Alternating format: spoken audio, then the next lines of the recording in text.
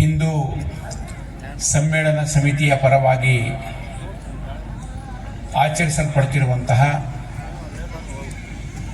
ಹಿಂದೂ ಸಮ್ಮೇಳನದ ವೇದಿಕೆಯ ಮೇಲೆ ದಿವ್ಯ ಸಾನ್ನಿಧ್ಯವನ್ನು ವಹಿಸಿರುವಂತಹ ಶ್ರೀಮನ್ ನಿರಂಜನ ಪ್ರಣವ ಸ್ವರೂಪಿ ಡಾಕ್ಟರ್ ಮಲ್ಲಿಕಾರ್ಜುನ ಮಹಾಸ್ವಾಮಿಗಳೇ, ನಮ್ಮ ಈ ಕಾರ್ಯಕ್ರಮದ ಸಮ್ಮೇಳನದ ಸಮಿತಿಯ ಅಧ್ಯಕ್ಷರಾಗಿರುವಂತಹ ಶ್ರೀಯುತ ಶ್ರೀನಿವಾಸ ಉಪ್ಪಿನ ಬೆಟಗೇರಿಯವರೇ, ವೇದಿಕೆಯ ಮುಂಭಾಗದಲ್ಲಿ ಆಸೀನರಾಗಿರುವಂಥ ಎಲ್ಲ ಗೌರವಾಧ್ಯಕ್ಷರುಗಳೇ, ಪತ್ರಕರ್ತ ಮಿತ್ರರೇ, ಊರಿನ ಸುತ್ತಮುತ್ತಲಿನ ಗ್ರಾಮಗಳ ಪ್ರಮುಖರೇ, ತಾಯಂದಿರೇ, ಸಹೋದರರೇ, ಅಕ್ಕ ತಂಗಿಯರೇ, ಆರಕ್ಷಕ ಬಂಧುಗಳೇ ಮತ್ತು ಈ ಕಾರ್ಯಕ್ರಮಕ್ಕೆ ಉಪಸ್ಥಿತರಿರುವಂಥ ಎಲ್ಲ ಉಳಿದ ಬಂಧು ಭಗಿನಿಯರೇ, ಬಹಳ ಸಂತೋಷ ಆಯಿತು. ಇವತ್ತಿನ ಒಂದು ಹಿಂದೂ ಸಮ್ಮೇಳನ ಕಾರ್ಯಕ್ರಮ, ಅದಕ್ಕೆ ಪೂರ್ವಭಾವಿಯಾಗಿ ನಡೆದಂತಹ ಒಂದು ಮೆರವಣಿಗೆ, ಹಿರಿಯರಿಂದ ಅದಕ್ಕೆ ಒಂದು ಉದ್ಘಾಟನೆಗೊಂಡು ಹಿರಿಯರಾಗಿರುವಂತಹ ನಾಡೋಜರಾಗಿರುವಂತಹ ಜಗದ್ಗುರು ಡಾಕ್ಟರ್ ಅನ್ನದಾನೀಶ್ವರ ಮಹಾಸ್ವಾಮಿಗಳಿಂದ ಉದ್ಘಾಟನೆಗೊಂಡಂತಹ ಏನೊಂದು ಶೋಭಾಯಾತ್ರೆ, ಅದು ಬಹಳ ಚೆನ್ನಾಗಿ ನಡ್ಕೊಂಡು ಬಂದಿದ್ದು. ವಿಶೇಷವಾಗಿ ಎಲ್ಲ ಸಮಾಜಗಳ ಬಂಧುಗಳು ಅದರಲ್ಲಿ ಭಾಗವಹಿಸಿದ್ದು. ಎಲ್ಲ ಸಮಾಜಗಳ, ಹಿಂದೂ ಸಮಾಜದ ವಿವಿಧ ಸಮೂಹಗಳ ಮಹಾಪುರುಷರ ಒಂದು ಚಿತ್ರಗಳ ಜೊತೆಗೆ ಟ್ರ್ಯಾಕ್ಟರ್ಗಳಲ್ಲಿ ಅಲಂಕಾರ ಮಾಡಿಕೊಂಡು ಅವ್ರನ್ನ ಕರ್ಕೊಂಡು ಬಂದಿದ್ದು ಸಹಿತ ಈ ಹಿಂದೂ ಸಮ್ಮೇಳನ ನಿಜಕ್ಕೂ ಹಿಂದೂ ಸಮ್ಮೇಳನ ಆಗೋ ರೀತಿಯಲ್ಲಿ ಒಂದು ದೃಶ್ಯವನ್ನು ಕಂಡಿದ್ದು ಅದು ಬಹಳ ಸಂತೋಷ ಕೊಡ್ತು. ಇವತ್ತಿನ ಈ ಕಾರ್ಯಕ್ರಮ, ಶ್ರೀಗಳ ಒಂದು ಉಪಸ್ಥಿತಿ, ಹಾಗೆ ಹಿರಿಯ ಶ್ರೀಗಳ ಒಂದು ಶುಭ ಹಾರೈಕೆ, ಆಶೀರ್ವಾದ, ಅದರ ಜೊತೆಗೆ ಹಲವಾರು ದಶಕಗಳಿಂದ ಈ ಒಂದು ಪರಿಸರದಲ್ಲಿ ಅದು ಅಕ್ಷರ ದಾಸೋಹನೂ ಆಗಿದೆ, ಅನ್ನದಾಸೋಹನೂ ಆಗಿದೆ, ಅಧ್ಯಾತ್ಮ ದಾಸೋಹನೂ ಆಗಿದೆ. ಆ ರೀತಿಯ ಒಂದು ಪಾವನವಾಗಿರುವಂತಹ ಪುಣ್ಯ ಪರಿಸರದಲ್ಲಿ ಈ ಕಾರ್ಯಕ್ರಮ ನಡೀತಿರುವಂತಹದ್ದು. ಅದು 10ನೇ ತಾರೀಕು ಶನಿವಾರದ ಸಂಜೆ ಈ ಹೊತ್ತಿನಲ್ಲಿ ಗೋಧೂಳಿಯ ನಂತರ ನಡೆದಿರುವಂತಹ ಕಾರ್ಯಕ್ರಮ ನಿಜಕ್ಕೂ ಒಂದು ಬಹಳ ಒಳ್ಳೆಯ ಸುಸಂದರ್ಭ ಅಂತ ಅನ್ಸುತ್ತೆ. ವೇದಿಕೆಯ ಅಕ್ಕಪಕ್ಕದಲ್ಲಿ ಎಡ ಬಲ ಬದಿಗೆ ನಮ್ಮ ಸಮಾಜಗಳನ್ನು ಪ್ರತಿನಿಧಿಸುವ ರೀತಿಯ ಮಹಾಪುರುಷರ ಚಿತ್ರಗಳನ್ನು ಹಾಕಿರೋದು ಸಹಿತ ನಮ್ಗೆಲ್ಲರಿಗೂ ಗಮನಕ್ಕೆ ಬರುತ್ತೆ. ಒಂದ್ ಕಡೆಯಿಂದ ನಾವು ಹೆಸರು ಹೇಳ್ಕೊಂಡು ಹೋದ್ರೆ ಸಾವಿರಾರು ಲಕ್ಷಾಂತರ ಮಹಾಪುರುಷರ ಪೈಕಿ ಕೆಲವು ಮಹಾಪುರುಷರ ಹೆಸರುಗಳನ್ನ ಮಾತ್ರ ಇಲ್ಲಿ ಹಾಕಿದ್ದಾರೆ. ಅವುಗಳನ್ನೇ ನಾವು ಹೆಸರು ಹೇಳ್ಕೊಂಡು ಹೋಗೋದಾದ್ರೆ ವಿಶ್ವಕರ್ಮ, ಶಂಕರಾಚಾರ್ಯ, ಛತ್ರಪತಿ ಶಿವಾಜಿ, ನಾನು ನೇರ ಹೆಸರು ಹೇಳ್ತೀನಿ, ತಪ್ಪು ತಿಳ್ಕೋಬೇಡಿ.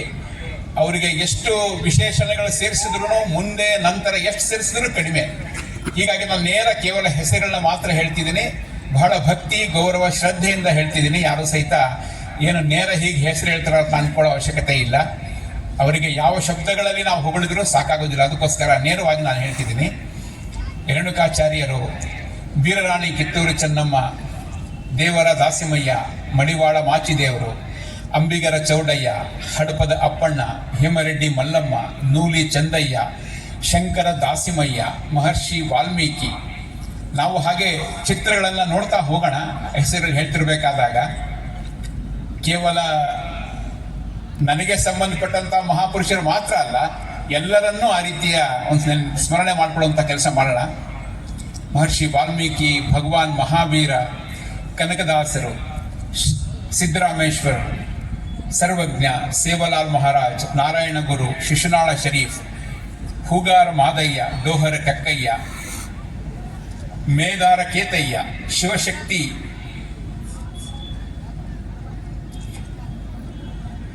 ಭಗೀರಥ, ಸಮಗಾರ ಹರಳಯ್ಯ, ಸವಿತಾ ಮಹರ್ಷಿ, ಗೋಂದಳಿ ಮಾತೆ, ಶಿರಸಂಗಿ ಲಿಂಗರಾಜರು, ಡಾಕ್ಟರ್ BR ಅಂಬೇಡ್ಕರ್, ಜಗಜ್ಯೋತಿ ಬಸವಣ್ಣ, ಭಕ್ತಿ ಮಾರ್ಕಂಡೇಯ, ನಾರಾಯಣ ಗುರು, ಭಗವಾನ್ ಬುದ್ಧ, ಜಗದ್ಗುರು ಅನ್ನದಾನೀಶ್ವರ, ಸಿದ್ಧಗಂಗಾ ಶ್ರೀಗಳು, ಸ್ವಾಮಿ ವಿವೇಕಾನಂದ, ನೀಲಕಂಠೇಶ್ವರ, ಬಾಬು ಜಗಜೀವನ್ ರಾಮ್, ನಾಡಪ್ರಭು ಕೆಂಪೇಗೌಡ, ನಾಲ್ವಡಿ ಕೃಷ್ಣರಾಜ ಒಡೆಯರ್, ಶ್ರೀ ಕನ್ನಿಕಾ ಪರಮೇಶ್ವರಿ. ಈ ರೀತಿ ನಮ್ಮ ಮಹಾಪುರುಷರನ್ನ, ಮಹಾಮಾತೆಯರನ್ನ, ನಮ್ಮ ಆರಾಧ್ಯ ದೈವಗಳನ್ನ ನೆನಪು ಮಾಡ್ಕೊಂಡಿದ್ದೀವಿ. ಇಷ್ಟು ಜನಗಳನ್ನ ಸ್ಮರಣೆ ಮಾಡಿಕೊಂಡು, ನಮ್ಮ ಪೂರ್ವಜರು ಅಂತ ಅಂದ್ಕೊಂಡು ಅವರೆಲ್ಲರನ್ನು ಸ್ಮರಣೆ ಮಾಡಿಕೊಂಡು ಈಗ ಇವತ್ತು ವಿಷಯನ ಪ್ರಾರಂಭ ಮಾಡೋಣ. ಈ ಹಿಂದೂ ಸಮ್ಮೇಳನ ಯಾಕೆ? ರಾಷ್ಟ್ರೀಯ ಸ್ವಯಂ ಸೇವಕ ಸಂಘದ 100ನೇ ವರ್ಷದ ಆಚರಣೆಯ ಸಮಯದಲ್ಲಿ ಅಂತ ಅನ್ಕೊಂಡ್ರು ಸಹಿತ ಇಲ್ಲಿ ರಾಷ್ಟ್ರೀಯ ಸ್ವಯಂ ಸೇವಕ ಸಂಘದ ಯಾವುದೇ ಚಿಹ್ನೆಗಳಿಲ್ಲ, ಹೆಸರಿಲ್ಲ, ಭಾವಚಿತ್ರಗಳಿಲ್ಲ, ಜೈಕಾರ ಅಂತೂ ಸಂಘದಲ್ಲಿ ಇಲ್ವೇ ಇಲ್ಲ. ಅದು ಬದಲಾಗಿ ಇಲ್ಲಿರುವಂತ ಎಲ್ಲ ಮಹಾಪುರುಷರನ್ನ ಹಾಕಲಾಗಿದೆ. ಇಲ್ಲಿ ಡಾಕ್ಟರ್ ಹೆಡ್ಗೇವಾರ್ ಫೋಟೋ ಇಲ್ಲ, ಇಲ್ಲಿ ಸಂಘದ 2ನೇ ಸರ್ಸಂಘಚಾಲಕರಾಗಿದ್ದಂಥ ಗುರೂಜಿಯವರ ಫೋಟೋ ಇಲ್ಲ. ಅದರ ಅರ್ಥ ಏನು ಅಂದ್ರೆ, ಸಂಘ ತನ್ನ ಶತಾಬ್ದಿಯನ್ನ ತನಗಾಗಿ ಆಚರಣೆ ಮಾಡಿಕೊಳ್ಳದೇನೆ ಅದು ಸಮಾಜಕ್ಕೋಸ್ಕರ ಯಾವ ಗುರಿಯನ್ನಿಟ್ಕೊಂಡು ಸಂಘ ಮುಂದಕ್ಕೆ ಹೋಗ್ತಿದೆಯೋ ಆ ಒಂದು ಪರಂ ವೈಭವ ಅಂದ್ರೆ ದೇಶದ ಉಚ್ಚ ಒಂದು ವೈಭವ ಸ್ಥಿತಿ. ಆ ಸ್ಥಿತಿಗೆ ತೆಗೆದುಕೊಂಡು ಹೋಗೋದಕ್ಕೆ ಯಾವ್ಯಾವ ಸಂತ ಮಹಾತ್ಮರು, ಮಹಾಪುರುಷರು ಕೆಲಸ ಮಾಡಿದ್ರು, ಮಹಾಮಾತೆಯರು ಕೆಲಸ ಮಾಡಿದ್ರು, ಅಂಥವರನ್ನ ಸ್ಮರಣೆ ಮಾಡಿಕೊಳ್ಳುವಂತ ಸಂದರ್ಭ ಅನ್ಕೊಂಡು ತನ್ನ ಹೆಸರನ್ನ ಮುಂದಿಡಬೇಕು ಅನ್ನೋಂಥ ಪ್ರಯತ್ನ ಮಾಡದೇನೆ ನಿಮ್ಮೆಲ್ಲರನ್ನ ಸೇರಿಸ್ಕೊಂಡು ಇವತ್ತಿನ ವಿಷಯಗಳನ್ನ ಮುಂದಿಡಬೇಕು ಅಂತ ಹೊರಟಿರುವಂಥದ್ದು. ಹೀಗಾಗಿ ಇವತ್ತಿನ ಹಿಂದೂ ಸಮ್ಮೇಳನ ಅದು ಹಿಂದೂ ಜಾಗೃತಿಗೋಸ್ಕರ. ನಾವು ಯಾರು, ನಮ್ಮ ಹಿನ್ನೆಲೆ ಏನು, ನಾವೇನ್ ಮಾಡಬೇಕಾಗಿದೆ, ನಮ್ಮ ಸ್ಥಿತಿ ಏನು, ನಮ್ಮ ಮುಂದಿರುವಂತ ಸವಾಲುಗಳೇನು, ಈ ರೀತಿಯ ವಿಷಯಗಳನ್ನ ಇಟ್ಕೊಂಡು ನಾವು ಮುಂದಕ್ಕೆ ಹೋಗ್ಬೇಕಾಗಿದೆ. ಸಂಘವನ್ನ ಸ್ಥಾಪನೆ ಮಾಡಿದಂಥ ಡಾಕ್ಟರ್ ಹೆಡ್ಗೇವಾರ್ ಅವರು ಒಂದು ವಾಕ್ಯವನ್ನ ಹೇಳ್ತಾರೆ, ಜಗತ್ತು ಸತ್ಯ, ಶಾಂತಿ, ನೀತಿ, ನ್ಯಾಯ ಇದಕ್ಕೆ ಮಾತ್ರ ಗೌರವ ಕೊಡುತ್ತೆ ಅಂತ ಅನ್ಕೊಳ್ಳೋದಲ್ಲ, ಶಕ್ತಿಗೆ ಗೌರವ ಕೊಡುತ್ತೆ. ಹೀಗಾಗಿ ಆ ಶಕ್ತಿಯನ್ನ ಗಳಿಸೋದಕ್ಕೋಸ್ಕರ ಹಿಂದೂ ಸಮಾಜ ಅದು ಸಂಘಟಿತವಾಗಬೇಕು. ಸಂಘಟಿತವಾದಾಗ ಶಕ್ತಿ ನಿರ್ಮಾಣ ಆಗತ್ತೆ. ಶಕ್ತಿ ನಿರ್ಮಾಣ ಆದಾಗ ಅದರ ಹಿಂದೆ ಇರುವಂತಹ ಅದು ಸತ್ಯ, ನ್ಯಾಯ, ನೀತಿ, ಭಕ್ತಿ, ಪ್ರೀತಿ ಎಲ್ಲದಕ್ಕೂ ಬೆಲೆ ಬರುತ್ತೆ ಅಂತ. ಶಕ್ತಿ ಇಲ್ಲದೆ ಇದ್ರೆ ಯಾವುದಕ್ಕೂ ಗೌರವ ಇಲ್ಲ. ಅದಕ್ಕೋಸ್ಕರ ಡಾಕ್ಟರ್ ಹೆಡ್ಗೇವಾರ್ ಅವರು ಒಂದು ವಾಕ್ಯನ ಹೇಳ್ತಾರೆ ಮುಂದೆ, ಹಿಂದೂ ಸಮಾಜದ ಕಡೆಗೆ ಕೆಟ್ಟ ದೃಷ್ಟಿಯನ್ನ ಹಾಕುವಂತಹ ಯಾವುದೇ ಶಕ್ತಿ ಜಗತ್ತಿನಲ್ಲಿ ನಿರ್ಮಾಣ ಆಗಬಾರದು. ಅಷ್ಟರ ಮಟ್ಟಿಗೆ ಹಿಂದೂ ಸಮಾಜ ಶಕ್ತಿಶಾಲಿ ಆಗಬೇಕು, ಬಲಶಾಲಿ ಆಗಬೇಕು ಅನ್ನುವಂತ ಮಾತನ್ನು ಹೇಳ್ತಾರೆ. ಮುಂದುವರೆದು ಹೇಳ್ತಾರೆ, ನಾವು ಬೇರೆ ಯಾರದೇ ವಿರುದ್ಧ ಹಿಂದೂ ಸಮಾಜವನ್ನ ಸಂಘಟನೆ ಮಾಡ್ತಿಲ್ಲ. ಹಿಂದೂ ಸಮಾಜದ ಸಂಘಟನೆ ಮಾಡಬೇಕಾಗಿರುವಂಥದ್ದು ಹಿಂದೂ ಸಮಾಜದ ಒಳಿತಿಗೋಸ್ಕರನೇ ಮಾಡ್ತಿರೋದು. ಯಾರ ವಿರುದ್ಧವೂ ಅಲ್ಲ, ಯಾರ ಬಗ್ಗೆನೂ ಅಲ್ಲ, ತನ್ನನ್ನ ತಾನು ಸರಿಪಡಿಸ್ಕೋಬೇಕು ಅಂತ. ಅಕಸ್ಮಾತ್ ಪಶ್ಚಿಮದ ದಿಕ್ಕಿನಲ್ಲಿ ಏನು ವಿಶೇಷವಾಗಿ 2 ಮತಗಳು ಏನು ಸ್ಥಾಪನೆ ಆದವು, ಯಾವುದನ್ನ ಸಂಘಕ್ಕೆ ಅದನ್ನ ವಿರೋಧಿಗಳು ಅಂತ ಪಟ್ಟ ಕಟ್ತಾರೋ ಕೆಲಸತ್ತಿ, ಅದ್ರ ಬಗ್ಗೆನೂ ಉಲ್ಲೇಖ ಮಾಡ್ತಾರೆ. ಆ 2 ಮತಗಳು, ರಿಲಿಜನ್ಗಳು ಸ್ಥಾಪನೆಯಾಗದೇ ಇದ್ರೂ ಸಹಿತ ಸಂಘಕ್ಕೆ ಈ ರೀತಿಯ ಹಿಂದೂ ಸಮಾಜವನ್ನ ಸಂಘಟನೆ ಮಾಡುವಂತ ಕೆಲಸ ಮಾಡಬೇಕಾಗಿತ್ತು ಅಂತ. ಅಂದ್ರೆ ನಾವು ಯಾರದೇ ವಿರುದ್ಧ ಅಲ್ಲ. ಅದಕ್ಕೋಸ್ಕರ ನಾವಿವತ್ತು ಸೇರಿರುವಂತಹದ್ದು ಹಿಂದೂ ಸಂಘಟನೆ, ಹಿಂದೂ ಜಾಗೃತಿ, ಹಿಂದೂ ಸಂವರ್ಧನೆ ಮತ್ತು ಹಿಂದೂ ಪೋಷಣೆ. ಇದಕ್ಕೋಸ್ಕರ ನಾವು ಸೇರಿರುವಂತಹದ್ದು. ಈ ರೀತಿ ಬಹಳ ಅಪರೂಪ ನಾವು ಸೇರೋದು. ಸಂಘದ ಶತಾಬ್ದಿ ಸಮಯದಲ್ಲಿ ಸೇರಿದ್ದೀವಿ. ಒಂದ್ ಸ್ವಲ್ಪ ನಾವೀಗ ಯೋಚನೆ ಮಾಡೋಣ. ಎಲ್ಲ ತಾಯಂದಿರಿದ್ದೀರಿ, ಹಿರಿಯರಿದ್ದೀರಿ, ತಾವೆಲ್ಲರೂ ಇದ್ದೀರಿ. ತಾವೆಲ್ಲರೂ ಯೋಚನೆ ಮಾಡೋಣ ಒಂದ್ಸತಿ. ಮುಂದಿನ 25 ವರ್ಷಗಳು ನಾವು ಹೇಗಿರ್ತೀವಿ ಸ್ವಲ್ಪ ಒಂದ್ಸರಿ ಕಲ್ಪನೆ ಮಾಡ್ಕೋಣ. ಮುಂದಿನ 50 ವರ್ಷ ನಾವು ಹೇಗಿರ್ತೀವಿ? ಇದೇನು ಮುಂಡರಿಗೆ ನಗರ ಇದೆಯೋ ಇದೇನು ಅನ್ನದಾನೇಶ್ವರ ಸ್ವಾಮೀಜಿಗಳ ಒಂದು ಏನೋ ಆವರಣ ಇದೆಯೋ, ನಾವುಗಳು ಹೇಗಿದ್ದೀವೋ ನಮ್ಮ ಮಕ್ಕಳು ಇದರ ಜೊತೆಗೆ ಅವರು 25 ವರ್ಷದ ನಂತರ 50 ವರ್ಷದ ನಂತರ ಹೇಗಿರ್ತಾರೆ, ಇಲ್ಲಿನ ವಾತಾವರಣ ಹೇಗಿರುತ್ತೆ, ಇಲ್ಲಿನ ಭಾಷೆ ಹೇಗಿರುತ್ತೆ, ಇಲ್ಲಿನ ಸಂಸ್ಕೃತಿ ಹೆಂಗಿರುತ್ತೆ, ನಮ್ಮ ರೀತಿ ನೀತಿ, ಮಕ್ಕಳ ಹವ್ಯಾಸಗಳು, ಅಭಿರುಚಿಗಳು, ಅವರ ಆಸಕ್ತಿಗಳು ಹೇಗಿರ್ತವೆ, ಮುಂದಿನ ಪೀಳಿಗೆ ಅದು ನಮ್ಮ ಪೀಳಿಗೆನೇ ಆಗಿರುತ್ತಾ ಅಥವಾ ಏನಾದ್ರೂ ವ್ಯತ್ಯಾಸ ಆಗೋ ಸಾಧ್ಯತೆಗಳಿದೆಯಾ? ದೇವರ ದಯೆಯಿಂದ ನಾವೇನೋ ಇವತ್ತು ಆ ರೀತಿ ವಿಭೂತಿ ಹಚ್ಕೊಂಡು ಕುಂಕುಮ ಇಟ್ಕೊಂಡು ಆ ರೀತಿಯಲ್ಲಿ ಇವತ್ತು ನಾವು ಈ ಕಾರ್ಯಕ್ರಮದಲ್ಲಿ ಕೇಸರಿ ಶಾಲ್ ಹಾಕೊಂಡು ಒಟ್ಟಿಗೆ ಸೇರಿದ್ದೀವಿ. ನಾವು ಎಚ್ಚರಿಕೆ ತಗೊಳ್ಳದೆ ಹೋದ್ರೆ, ನಾವು ಸಂಘಟಿತರಾಗದೆ ಹೋದ್ರೆ, ಜಾಗೃತರಾಗದೆ ಹೋದ್ರೆ ಪರಿಸ್ಥಿತಿ ಹೀಗೆ ಇರುತ್ತಾ ಅನ್ನೋದನ್ನು ಯೋಚನೆ ಮಾಡಬೇಕು. ಮತ್ತೆ ಹೇಳ್ತೀನಿ, ಯಾರದೇ ವಿರುದ್ಧ ಅಂತ ಅನ್ಕೊಳ್ಳೋ ಅವಶ್ಯಕತೆ ಇಲ್ಲ. ನಮ್ಮ ಉಳಿವಿಗೋಸ್ಕರ, ನಮ್ಮ ಬೆಳವಣಿಗೆಗೋಸ್ಕರ ನಾವೆಲ್ಲರೂ ಯೋಚನೆ ಮಾಡಬೇಕಾಗಿರೋದು. ಇವತ್ತು ಜಗತ್ತು ವಿಚಿತ್ರವಾಗಿದೆ. ಇದು ಈಗೊಂದು ವಾರದ ಹಿಂದೆ ಒಂದು ದೊಡ್ಡ ದೇಶವನ್ನೇ ಇನ್ನೊಂದು ಬಲಿಷ್ಠ ದೇಶ ತನ್ನ ಕಮಾಂಡೋಗಳನ್ನು ಕಳಿಸ್ಕೊಟ್ಟು ಆ ದೇಶದ ಅಧ್ಯಕ್ಷನನ್ನ ಅವನ ಮನೆಗೆ ನುಗ್ಗಿ, ಅಂಗರಕ್ಷಕರಿದ್ದಾರೆ, ದೊಡ್ಡ ರಕ್ಷಣಾ ವ್ಯವಸ್ಥೆ ಇದೆ, ಸೈನ್ಯ ಇದೆ, ಎಲ್ಲವೂ ಇದ್ದಾಗಲೂ ಸಹಿತ ನೇರ ಅಧ್ಯಕ್ಷನ ಮನೆಗೆ ಹೋಗಿ ಅಲ್ಲಿದ್ದಂತ ಅಧ್ಯಕ್ಷನನ್ನ, ಅವನ ಹೆಂಡತಿಯನ್ನ ಹಾರಿಸಿಕೊಂಡು ತನ್ನ ದೇಶಕ್ಕೆ ತೆಗೆದುಕೊಂಡು ಹೋಗಿ ಬಂದಿಗಳನ್ನಾಗಿ ಇಟ್ಟು ಅವರಿಗೆ ಹಿಂಸೆಯನ್ನೂ ಕೊಟ್ಟು ಆ ದೇಶವನ್ನ ಪೂರ್ತಿ ತನ್ನ ಕೈಯಲ್ಲಿ ತೆಗೆದುಕೊಂಡಿರೋದು ಇದನ್ನ ನಾವು ನೋಡ್ತೀವಿ. ನಾವು ಅದಕ್ಕೆ ಡಾಕ್ಟರ್ ಹೆಡ್ಗೆವಾರ್ ಹೇಳಿದಂತ ವಾಕ್ಯ ನೆನ್ಪಿಟ್ಕೋಬೇಕು ನಾವು, ಜಗತ್ತು ಗೌರವಿಸುವಂತಹದ್ದು ಶಕ್ತಿಯನ್ನ ನೋಡಿ ಅಂತ. ಯಾಕೆ ಆ ದೇಶ ದುರ್ಬಲ ಆಗಿ ಕಾಣ್ತು ಅವರಿಗೆ?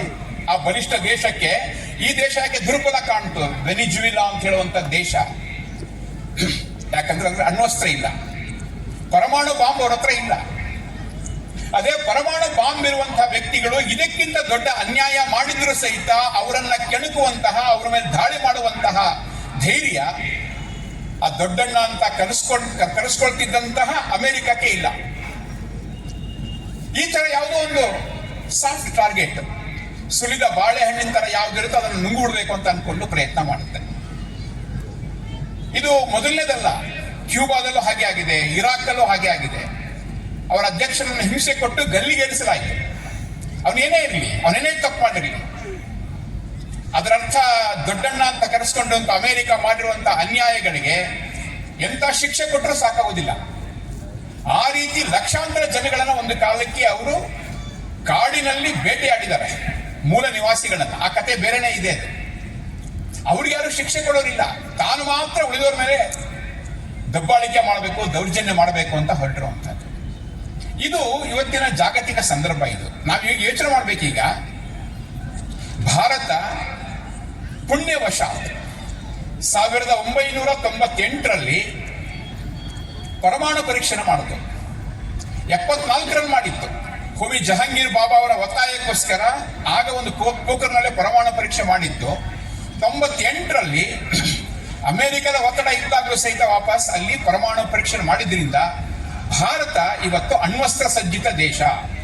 ಅದರ ಹತ್ರ ಆ ರೀತಿಯ ಅಟಾಮಿಕ್ ಬಾಂಬ್ ಇದೆ ಅಂತ ಅನ್ಕೊಂಡು ಜಗತ್ತು ಸ್ವಲ್ಪ ಹೆದರ್ಕೊಂಡಿದೆ. ಮಾತ್ರ ಅಲ್ಲ, ನಾವು ಹೇಗಿದ್ದೀವಿ ಏನಿದ್ದೀವಿ ಅಂತ ಹೇಳೋದನ್ನ ಆಪರೇಷನ್ ಸಿಂಧೂರ್ನಲ್ಲಿ ತೋರಿಸಿದೀವಿ ನಾವು. ಸ್ವತಃ ರಷ್ಯಾ ಯುಕ್ರೇನ್ ಯುದ್ಧದಲ್ಲಿ ತನ್ನ ವಿಮಾನಗಳ ರಕ್ಷಣೆ ಮಾಡ್ಕೊಳಕ್ ಆಗ್ಲಿಲ್ಲ. ಯಾವ ದೇಶ S-400 ಕ್ಷಿಪಣಿಗಳನ್ನು ತಯಾರು ಮಾಡಿದೆಯೋ ಅದು ರಕ್ಷಣೆ ಮಾಡ್ಕೊಳಕ್ ಆಗ್ಲಿಲ್ಲ. ಅದೇ S-400 ತರಿಸ್ಕೊಂಡಂತ ಭಾರತ ಇಸ್ರೇಲ್ ಸಹಿತ ತನ್ನ ಐರನ್ ಡೋಮ್ಗಳ ಮೂಲಕ ಬಂದಂತ ಕ್ಷಿಪಣಿಗಳನ್ನು ತಡೆಯಲಿಕ್ಕೆ ಸಾಧ್ಯ ಆಗಲಿಲ್ಲ. ಆದ್ರೆ ಅಲ್ಲಿಂದ ಬಂದಂತಹ ಬಾರಾಕ್ 8 ಅಂತ ಹೇಳುವಂತಹ ಕ್ಷಿಪಣಿಗಳನ್ನ ಬಳಸಿ ನಮ್ಮ ದೇಶದ ಬ್ರಹ್ಮೋಸ್, ನಮ್ಮ ದೇಶದ ಆಕಾಶ್, ಈ ರೀತಿಯ ಶಸ್ತ್ರಗಳನ್ನ ಬಳಸಿ ನಾವು 200ಕ್ಕಿಂತ ಹೆಚ್ಚು ಈ ರೀತಿಯ ದಾಳಿಗಳನ್ನ ಹಿಮ್ಮೆಟ್ಟಿಸಿರೋದು. ಒಂದೇ ಒಂದು ಬಾಂಬರ್, ಒಂದೇ ಒಂದು ಕ್ಷಿಪಣಿ ನಮ್ಮ ದೇಶದ ಮೇಲೆ ಬೀಳಲಿಲ್ಲ. ಹೀಗಾಗಿ ನಮ್ಮ ದೇಶ ಏನು ಅಂತ ನಾವು ಪ್ರೂವ್ ಮಾಡಿದ್ವಿ. ಅವರಿಗೆಲ್ಲರೂ ಆಶ್ಚರ್ಯ ಆಗಿದೆ. ನಾವು ಪಾಕಿಸ್ತಾನ ಮೇಲೆ ದಾಳಿ ಮಾಡಿದ್ದು ಏನು ದಿವಸಗಟ್ಟಲೆ ಅಲ್ಲ, ಕೇವಲ 80 ಗಂಟೆಗಳು ನಾವು ಮಾಡಿದ್ವಿ. 78 ಗಂಟೆ ನಾವು ದಾಳಿ ಮಾಡಿದ್ದು. 78 ಗಂಟೆಗಳಲ್ಲಿ ನಾವು ಬಳಸಿರುವಂತಹ ಶಸ್ತ್ರಾಸ್ತ್ರ ಎಷ್ಟಪ್ಪ ಅಂದ್ರೆ 50ಕ್ಕಿಂತ ಕಡಿಮೆ ಶಸ್ತ್ರಾಸ್ತ್ರ ಬಳಸಿದ್ದು ನಾವೇನಂತ ತೋರಿಸ್ಬಿಟ್ಟಿದ್ದೀವಿ. 50ಕ್ಕಿಂತ ಕಡಿಮೆ ಶಸ್ತ್ರಾಸ್ತ್ರಗಳನ್ನ ಬಳಸಿ 80 ಗಂಟೆಗಳ ಒಳಗೆ ಪಾಕಿಸ್ತಾನಕ್ಕೆ ಜೀವಮಾನ ಕಾಲದಲ್ಲಿ ನೆನಪಿಡುವಂತ ಒಂದು ಪೆಟ್ಟನ್ನು ಕೊಟ್ಟಿರುವಂಥದ್ದು ಭಾರತೀಯ ಸೈನ್ಯ, ಭಾರತೀಯ ವಿಜ್ಞಾನಿಗಳು. ಭಾರತ ಸುಮ್ಮನೆ ಇಲ್ಲ. ಅದು ಇವತ್ತು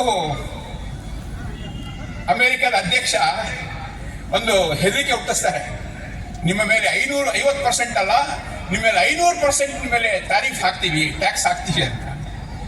ಇದೇ ಬೆದರಿಕೆಯನ್ನ 98ರಲ್ಲಿ ಆಗಿನ ಪ್ರಧಾನಿಗೆ ಅಟಲ್ ಬಿಹಾರಿ ವಾಜಪೇಯಿ ಅವರಿಗೆ ಬೆದರಿಕೆ ಹಾಕಿದಾಗ ಅಟಲ್ ಬಿಹಾರಿ ವಾಜಪೇಯಿ ಅವರು ಹೇಳಿದ್ರು, ನನ್ನ ದೇಶದ ರೈತ ಇದ್ದಾನೆ, ನನ್ನ ದೇಶದ ಸೈನಿಕ ಇದ್ದಾನೆ, ನನ್ನ ದೇಶದ ವಿಜ್ಞಾನಿಗಳಿದ್ದಾರೆ, ಅವ್ರನ್ನ ನನ್ನ ಜೊತೆಗಿಟ್ಕೊಂಡು ನಾನು ಈ ಒಂದು ಸವಾಲು ಸ್ವೀಕಾರ ಮಾಡ್ತೀನಿ, ಏನ್ ಬೇಕಾದ್ ಮಾಡಿ ನೀವು ಅಂತ ಸ್ಯಾಂಕ್ಷನ್ ಹಾಕೋದಕ್ಕೆ ಹೇಳ್ತಾರೆ. ಸ್ಯಾಂಕ್ಷನ್ ಹಾಕ್ತಾರೆ. ಕೊನೆಗೆ ಪೆಟ್ಟು ತಿಂದಿದ್ದು ಅಮೆರಿಕ. ಅದಾದ್ಮೇಲೆ ಅಮೆರಿಕನೇ ಮತ್ತೆ ವಾಪಸ್ ಮೊಣಕಾಲು ಊರಿ ನಮ್ಮ ಸೈನಿಕರ ಹತ್ರ ಬಂತು, ವಿಜ್ಞಾನಿಗಳ ಹತ್ರ ಬಂದು ಬೇಕಾದ ಎಲ್ಲವನ್ನ ಕೊಡುವಂತ ಪ್ರಯತ್ನ ಮಾಡ್ತಾರೆ. ಈಗ ಮತ್ತೆ ಅದೇ ಅಮೆರಿಕ ತನ್ನ ಡಾಲರ್ ಬೆಲೆ ಕುಸಿತಾ ಇದೆ, ತನ್ನ ಜಾಗತಿಕ ಗೌರವ ಕಮ್ಮಿ ಆಗ್ತಾ ಇದೆ. ಮೊನ್ನೆ ವೆನಿಜುವೆಲಾದ ಮೇಲೆ ದಾಳಿ ಮಾಡಿ ಅಲ್ಲಿನ ಅಧ್ಯಕ್ಷನನ್ನ ಅಪಹರಣ ಮಾಡಿದಾಗಲಂತೂ ಅಮೆರಿಕದ ಗೌರವ ಉಳಿದಿಲ್ಲ ಇವತ್ತು. ಹೀಗಾಗಿ ಅವರು ಭಾರತವನ್ನು ಬಗ್ಗಿಸಬೇಕು ಅಂತ ಪ್ರಯತ್ನ ಮಾಡ್ತಿದ್ದಾರೆ. ಆದ್ರೆ ನಮ್ಮ ದೇಶದ ರೈತನ ಹಿತವನ್ನ, ನಮ್ಮ ದೇಶದ ಒಬ್ಬ ಹೈನುಗಾರನ, ಗೋಪಾಲಕನ, ಆತರ ಹಿತವನ್ನ ಕಾಪಾಡೋದಕ್ಕೋಸ್ಕರ ನಮ್ಮ ದೇಶ ಇವತ್ತು ಬದ್ಧವಾಗಿದೆ. ಮತ್ತು ನಮ್ಮ ನೇತೃತ್ವ, ಪ್ರಧಾನಮಂತ್ರಿ ಹೇಳಿದ್ದಾರೆ, ಏನು ಬೇಕಾದಾಗ್ಲಿ ನನ್ನ ದೇಶದ ಕೃಷಿಯನ್ನ, ನನ್ನ ದೇಶದ ರೈತನನ್ನ, ನನ್ನ ದೇಶದ ಹೈನನ್ನ ಉಳಿಸುವಂತ ಕೆಲಸ ಮಾಡ್ತೀನಿ, ಎಷ್ಟೇ ದೊಡ್ಡ ಆಘಾತ ಆಗಲಿ ಅಂತ ಹೇಳಿರೋ ಕೆಲಸ ಮಾಡಿದ್ದಾರೆ. ಹೀಗಾಗಿ ಭಾರತ ಇವತ್ತು ಸುರಕ್ಷಿತವಾದಂತ ಕೈಗಳಲ್ಲಿದೆ. ಭಾರತವನ್ನು ಕೆಣಕೋದಕ್ಕೆ ಇವತ್ತು ಯಾರಿಗೂ ಧೈರ್ಯ ಇಲ್ಲ. ಇವತ್ತು ಆ ಸ್ಥಿತಿ ನಾವಿದ್ದೀವಿ. ಹೀಗಾಗಿ ಶಕ್ತಿ ಯಾವತ್ತೂ ಮಾತನ್ನ ಕೇಳುತ್ತೆ. ಗಮನಿಸಬೇಕಾಗಿರೋದು ನೀವು ಹೇಗೆ ಹೇಗೆ ಅಂತಾರಾಷ್ಟ್ರೀಯ ಷಡ್ಯಂತ್ರ ನಡೀತಾ ಇರ್ತವೆ ಅಂತ ಗಮನಿಸಬೇಕಾಗಿರೋದು.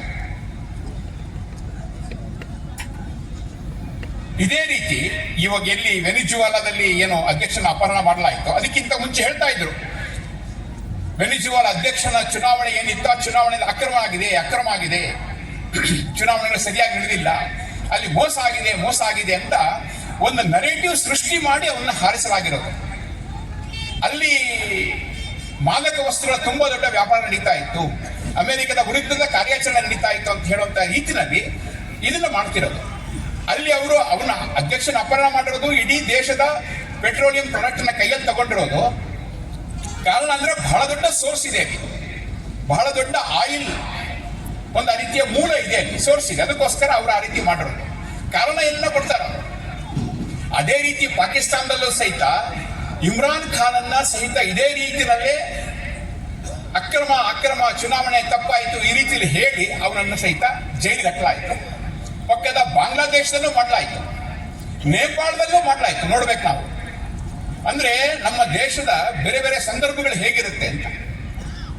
ನಮ್ಮ ದೇಶದಲ್ಲೂ ಸಹಿತ ಇವತ್ತು ಮಾತುಗಳು ನಡೀತಾ ಇರೋದು ಅದು ಮತಗಳ್ಳತನ ವೋಟ್ ಚೋರಿ ಅಂತ ನಡೀತಾ ಇರೋದು ಮಾತಿದೆ. ಯಾಕೆ ಅಂತ ಹೇಳಿದ್ರೆ ಅವರುಗಳಿಗೆ ಬೇಕಾಗಿರುವಂತಹದ್ದು ಈ ದೇಶದ ಜನರಲ್ಲಿ ನೇತೃತ್ವದ ಬಗ್ಗೆ, ಲೀಡರ್ಶಿಪ್ ಬಗ್ಗೆ, ಇಲ್ಲಿನ ಪ್ರಧಾನಮಂತ್ರಿಗಳ ಬಗ್ಗೆ, ಉಳಿದಂತಹ ಒಂದು ಸಮೂಹದ ಬಗ್ಗೆ ಅಪನಂಬಿಕೆಯನ್ನು ಮೂಡಿಸಿ ಇಲ್ಲಿ ಏನಾದ್ರೂ ಆ ರೀತಿಯ ಒಂದು ಗಲಾಟೆ ಎಬ್ಬಿಸಬೇಕು ಅಂತ ಹೇಳುವಂತಹ ಹೊರಟಿರುವಂತಹ ಶಕ್ತಿಗಳು ಇದರ ಹಿಂದ್ಗಡೆಗಿದ್ದಾವೆ. ಆದ್ರೆ ಅವರ ವೋಟ್ ಚೋರಿಯ ಆಪಾದನೆ ಅದು ಅಟಮ್ ಬಾಂಬ್ ಅಂತ ಹೇಳ್ತಾ ಇದ್ರು, ಟ್ವಿಸ್ಟ್ ಆಗಿ ನಮ್ಗೆಲ್ಲರಿಗೂ ಗೊತ್ತಿದೆ. ನೋಡಿ, ನಮ್ಮ ದೇಶದಲ್ಲಿ ರಾಜಕಾರಣ ಮಾಡೋಣ, ನಾನು ಬೇಡ ಅಂತ ಹೇಳೋದಿಲ್ಲ. ಇಲ್ಲೂ ಎಲ್ಲ ಅನೇಕ ರಾಜಕೀಯ ಪಕ್ಷದ ಪ್ರಮುಖರು ಬಂದಿದ್ರಲ್ಲ, ಇಲ್ಲ ಅಂತ ಹೇಳಲ್ಲ. ರಾಜಕಾರಣ ಮಾಡೋಣ, ಆದ್ರೆ ದೇಶದ ವಿರುದ್ಧ ಯಾವುದೇ ಕೆಲಸ ಮಾಡಬಾರ್ದು, ನೆನ್ಪಿಟ್ಕೋಬೇಕು ನಾವು. ಇದು ಖತರ್ನಾಕ್ ಇದೆ. ನನ್ನ ಓಟಿಗೋಸ್ಕರ ನಾನು ವಿದೇಶಗಳಿಗೆ ಹೋಗ್ತೀನಿ, ಅಲ್ಲಿ ದೇಶದ ಬಗ್ಗೆ ವಿರುದ್ಧ ಮಾತಾಡ್ತೀನಿ ಅಂತ ಹೇಳಿದ್ರೆ, ನನ್ನ ದೇಶದ ಮರ್ಯಾದೆಯನ್ನು ವಿದೇಶಗಳಲ್ಲಿ ನಾನು ಹರಾಜು ಹಾಕ್ತೀನಿ ಅಂತ ಹೇಳಿದ್ರೆ ಯಾರು ಅವರನ್ನ ನಾಯಕ ಅಂತ ಕರೀತಾರೆ? ನಾವೆಲ್ಲರೂ ಯೋಚನೆ ಮಾಡಬೇಕಾಗಿರೋದು.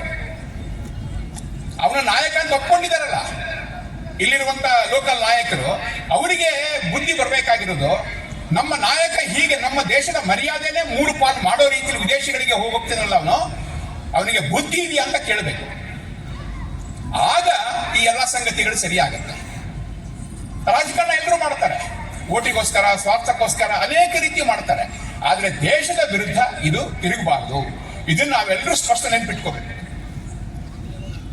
ನಾವೆಲ್ಲರೂ ಎಚ್ಚರವಾಗಿರ್ಬೇಕಾಗಿರೋದು ಯಾಕೆ ಅಂತ ಹೇಳಿದ್ರೆ, ಬಾಂಗ್ಲಾದಂತಹ ಘಟನೆ, ನೇಪಾಳದಂತಹ ಘಟನೆ ಭಾರತದಲ್ಲಿ ಆಗುತ್ತಾ?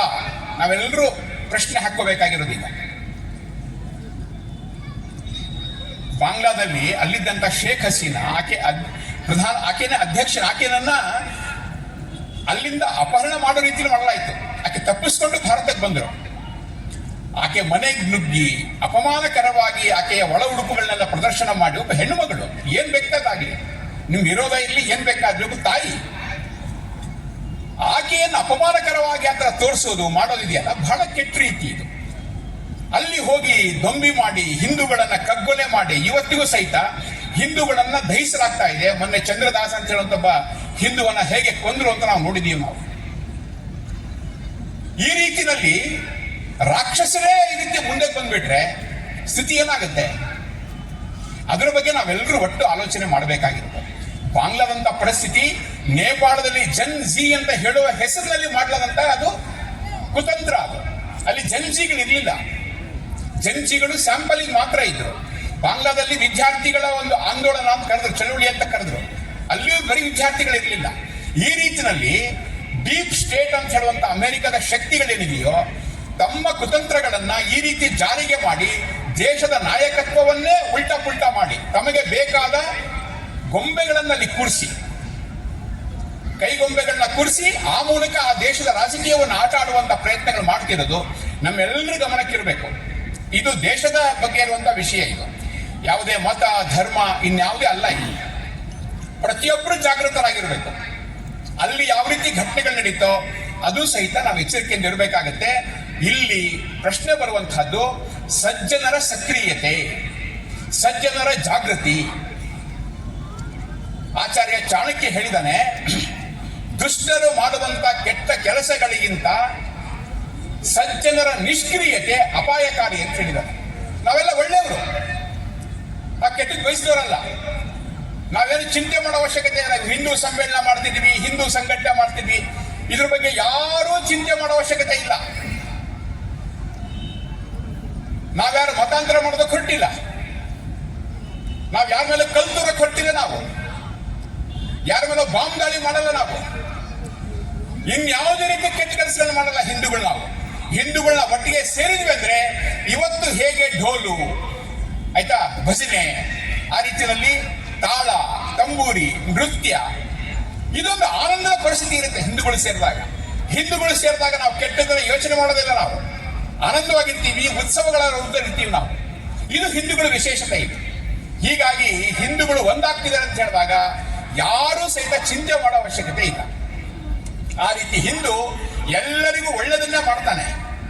ಇದು ಬರೀ ಬಾಯಿ ಮಾತಲ್ಲ. ಇದು ಜಗತ್ತಿನ ಯಾವುದೇ ದೇಶಕ್ಕೆ ಹೋಗಿ ಅಲ್ಲಿ ಹಿಂದೂಗಳು ಹೇಗಿದ್ದಾರೆ ಅಂತ ಲೋಕಲ್ ವ್ಯಕ್ತಿಗಳನ್ನ ಕೇಳಿ, ಅವ್ರು ಹೇಳ್ತಾರೆ, ಹಿಂದೂಗಳು ಬಂದು ನಮ್ಮ ಸಂಸ್ಕೃತಿಯನ್ನ ಬೆಳೆಸಿದ್ದಾರೆ, ಹಿಂದೂಗಳು ಬಂದು ನಮ್ಮ ವ್ಯಾಪಾರವನ್ನ ಚೆನ್ನಾಗಿ ಮಾಡಿದ್ದಾರೆ, ಹಿಂದೂಗಳು ಬಂದು ಇಲ್ಲಿ ಬುದ್ಧಿವಂತಿಕೆಯನ್ನು ಚೆನ್ನಾಗಿ ಮಾಡಿದ್ದಾರೆ, ಇಲ್ಲಿ ಸಂಸ್ಕೃತಿಯನ್ನ ಬೆಳೆಸಿದ್ದಾರೆ. ಅವರು ಯಾವುದೇ ಕಾರಣಕ್ಕೂ ಈ ದೇಶಕ್ಕೆ ಕಂಟಕ ಆಗಿಲ್ಲ, ಕೆಟ್ಟವರಾಗಿಲ್ಲ, ಕೊಲೆಗಾರರಾಗಿಲ್ಲ, ಕಳ್ಳರಾಗಿಲ್ಲ, ದರೋಡೆ ಮಾಡಿಲ್ಲ, ಯಾವುದೇ ಕೆಟ್ಟ ಕೆಲಸ ಮಾಡಿಲ್ಲ ಹಿಂದೂಗಳು.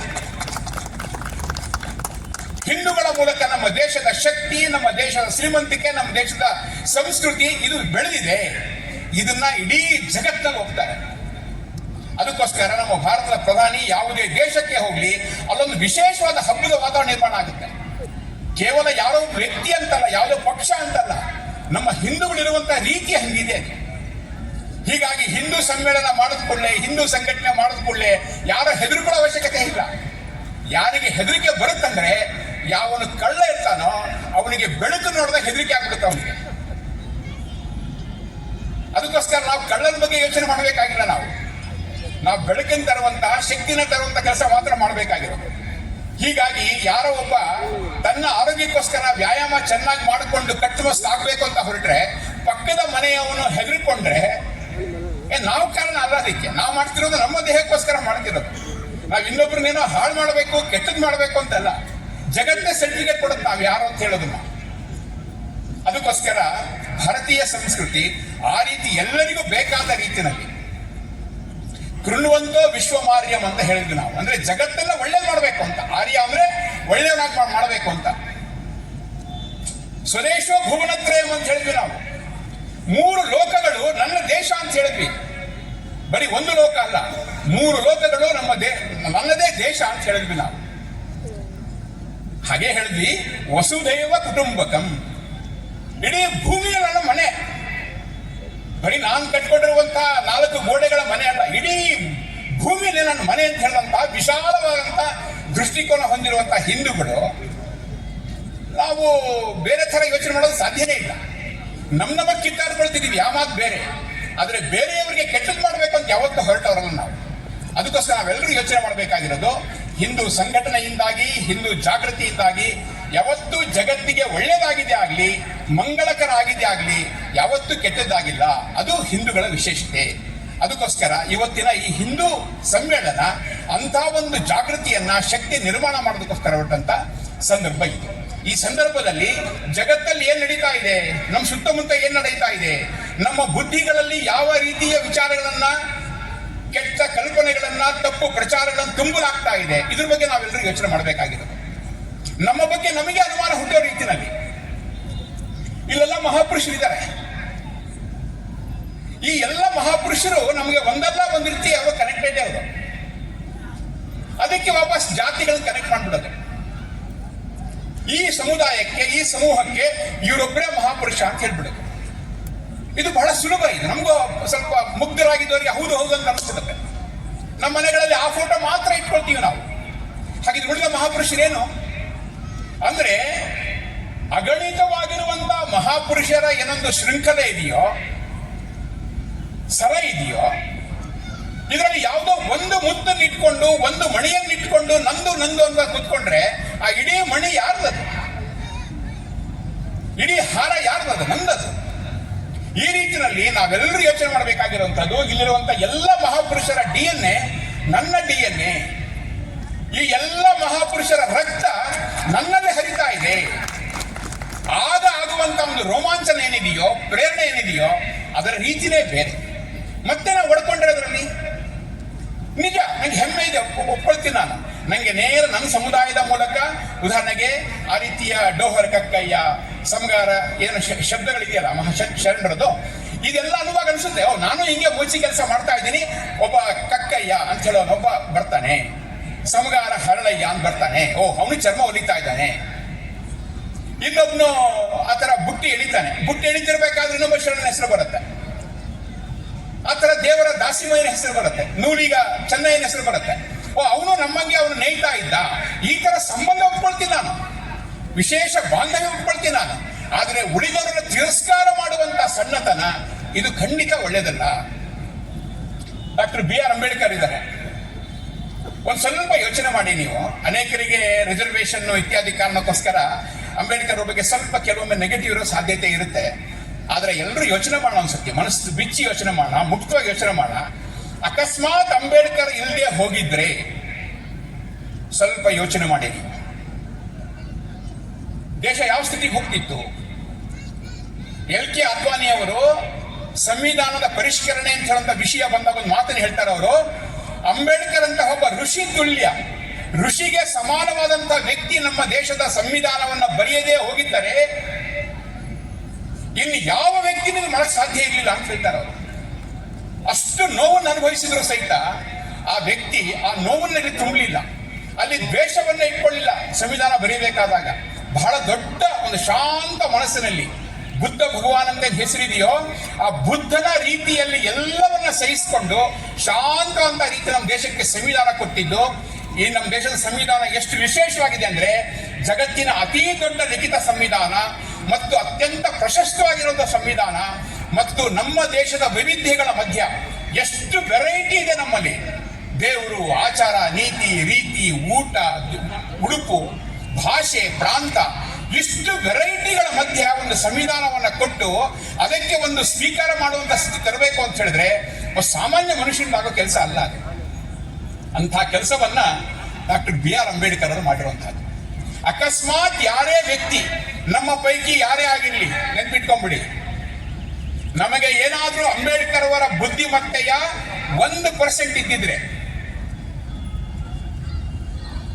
ಅಂಬೇಡ್ಕರ್ ಅನುಭವಿಸಿದಂತಹ ನೋವಿನ 1% ಅನುಭವ ನಮಗಾಗಿದ್ರೆ, ನಾವು ಬರೀ 1% ಹೇಳ್ತಿದ್ದೀನಿ, ನಾವು ರಾಕ್ಷಸರಾಗ್ಬಿಡ್ತಿದ್ವಿ. ನಾವು ಮಾಡಬಾರ್ದನ್ನು ಮಾಡ್ಬಿಡ್ತಿದ್ವಿ. ನಮ್ಗೆ ಯಾರೋ ಒಬ್ಬ ಬೈದ ಅಂದ ಕೂಡ ನಮ್ಗೆ ಹೊಟ್ಟೆ ನಮ್ಗೆ ತಲೆ ಸಿಟ್ಟೋಗ್ಬಿಡುತ್ತೆ, ನಮಗೆ ಸಿಡ್ಗೋಗ್ಬಿಡುತ್ತೆ. ಆದ್ರೆ ಅಂಬೇಡ್ಕರ್ ಎಂಥ ಒಂದು ಆತರ ಸ್ಥಿತ ಪ್ರಜ್ಞತೆ ಉಳಿಸ್ಕೊಂಡು ಹೊರಟರು ಅಂದ್ರೆ ನಿಜಕ್ಕೂ ನೆನ್ಪಿಟ್ಕೋಬೇಕು. ನಾವು ಅಂತ ಮಹಾಪುರುಷನ ಪಡೆದಿರುವಂಥದ್ದು ನಾವು ಧನ್ಯರು, ನಾವು ನೆನ್ಪಿಟ್ಕೋಬೇಕು. ಹೀಗಾಗಿ ಇವತ್ತು ಮತ್ತೇನು ಅಂಬೇಡ್ಕರ್ ಏನೋ ರಿಸರ್ವೇಶನ್ ಇಟ್ಕೊಂಡು ಬರಲಿಲ್ಲ, ಅವರು ಸಂವಿಧಾನಕ್ಕೆ ಒಬ್ಬ ಮುಖ್ಯಸ್ಥರಾಗಿ ಬರಲಿಲ್ಲ. ಅವರು ತನ್ನ ಯೋಗ್ಯತೆ, ತನ್ನ ಸಾಮರ್ಥ್ಯ, ತನ್ನ ಅಧ್ಯಯನ, ತನ್ನ ಪರಿಶ್ರಮ, ತನ್ನ ಬುದ್ಧಿವಂತಿಕೆ, ತನ್ನ ಆ ರೀತಿಯ ಒಂದು ತಾಳ್ಮೆ, ಆ ಶಕ್ತಿ ಕಾರಣಕ್ಕೋಸ್ಕರ ಆ ಸಂವಿಧಾನ ರಚನೆಯ ಸ್ಥಾನಕ್ಕೆ ಬಂದಿದ್ದು. ಯಾರು ಅವರನ್ನ ಏನೋ ಕರ್ಕೊಂಡ್ಬಿಟ್ರು ಅಂತಿಲ್ಲ. ಪ್ರಾರಂಭದಲ್ಲಿ ಅಂಬೇಡ್ಕರ್ ಹೆಸರು ಕೇಳಿದಾಗ ಆ ಕರ್ ಅಂತ ಹೇಳುವಂತ ಹೆಸರನ್ನ ಕೇಳಿ ಗಾಂಧೀಜಿ ಅನ್ಕೊಂಡಿದ್ರಂತೆ ಇವರೊಬ್ಬರು ಬ್ರಾಹ್ಮಣ ಅಂತ ಅನ್ಕೊಂಡಿದ್ರಂತೆ. ಇದು ಐತಿಹಾಸಿಕ ಸತ್ಯ ಇದು, ಆಯ್ತಾ. ಆದ್ರೆ ಅಂಬೇಡ್ಕರ್ ಅವರು ಇದು ಯಾವ ಹೆಸರಿಲ್ಲದೇನೆ ನೇರ ಅವರ ಆ ರೀತಿ ಸ್ಥಾನಕ್ಕೆ ಬಂದಿದ್ದು ಅವರ ಯೋಗ್ಯತೆ, ಆ ರೀತಿಯ ಸಾಧನೆಗೋಸ್ಕರ. ಈಗ ನಾನು ಇಂಥ ಮಹಾಪುರುಷ ಅಂಬೇಡ್ಕರ್ ಅವರನ್ನ ಯಾವುದೋ ಒಂದು ವರ್ಗಕ್ಕೆ ಸೀಮಿತ ಮಾಡ್ತೀನಿ ಅಂತ ಅನ್ಕೊಂಡ್ರೆ ಆ ಮಹಾನ್ ವ್ಯಕ್ತಿತ್ವಕ್ಕೂ ನಾನು ಮಾಡುವಂತ ಅವಮಾನ, ಮತ್ತು ಈ ಭಾರತ ಮಾತೆಗೆ ಮಾಡುವಂತ ಅವಮಾನ. ನಾನು ಈ ಭಾರತ ಮಾತೆ ಅಂತ ಪುಣ್ಯ ಪುರುಷರನ್ನು ಕೊಟ್ಟಿದ್ದಾಳೆ, ಒಬ್ಬರಲ್ಲ ಇಬ್ಬರಲ್ಲ, ಲಕ್ಷಾಂತರ ಜನರನ್ನು ಕೊಟ್ಟಿದ್ದಾರೆ. ಹಳ್ಳಿಗೆ ಈ ಮುಂಡರಗಿ ತಾಲೂಕಿನ ಎಲ್ಲ ಗ್ರಾಮಗಳಿಗೆ ಹೋಗಿ ಇಲ್ಲಿ ಹೇಗೆ ಅನ್ನದಾನೇಶ್ವರ ಸಂತರು ನಿರ್ಮಾಣ ಆಗ್ತಾ ಹೋದ್ರೋ ಆ ರೀತಿ ಹಳ್ಳಿಗೆ ಒಬ್ಬೊಬ್ರು ಸಿಗ್ತಾರೆ. ನಮಗೆ ವೃತ್ತಿಗೆ ಒಬ್ಬೊಬ್ರು ಸಿಗ್ತಾರೆ, ಭಾಷೆಗೆ 106 ಜನ ಸಿಗ್ತಾರೆ.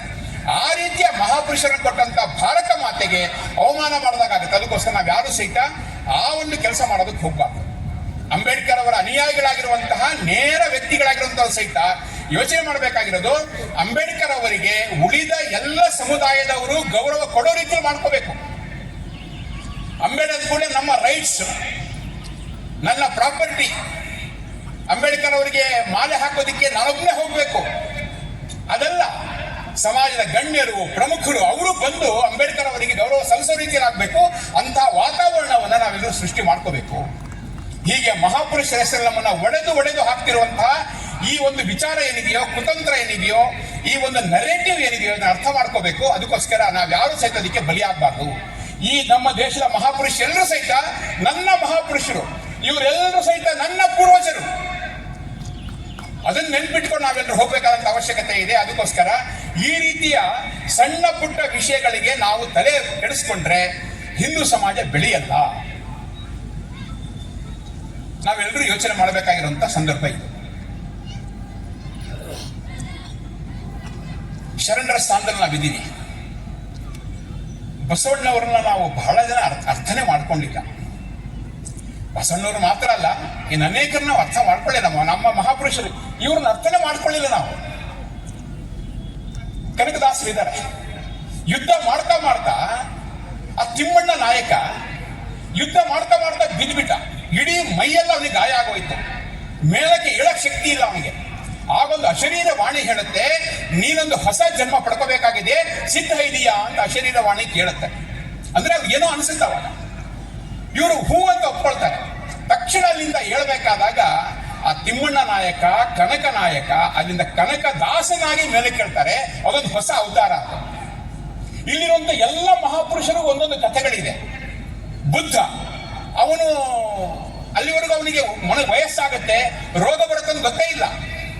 ಅಂತವನು ಹೋಗಿ ವಯಸ್ಸಾಗಿರೋದನ್ನ, ರೋಗ ಬಂದಿರೋದನ್ನ ನೋಡಿದ ಕೂಡಲೇ ಅಯ್ಯೋ ಜೀವನ ಅಂದ್ರೆ ಇಷ್ಟೇನಾ ಅಂತ ಅನ್ಕೊಂಡು ಮಧ್ಯರಾತ್ರಿನಲ್ಲಿ ಸುಂದರವಾದಂತ ಪತ್ನಿಯನ್ನ, ಸುಂದರವಾದಂತ ಮಗುವನ್ನ, ಒಂದು ಕುಟುಂಬವನ್ನ, ರಾಜ ಭೋಗವನ್ನ ಬಿಟ್ಟು ಅವನು ಹೊರಗೆ ಬರ್ತಾನೆ. ಈ ರೀತಿ ಒಬ್ಬೊಬ್ಬ ಮಹಾಪುರುಷನ ಹಿಂದೆ ಒಂದು ಘಟನೆಗಳಿದೆ.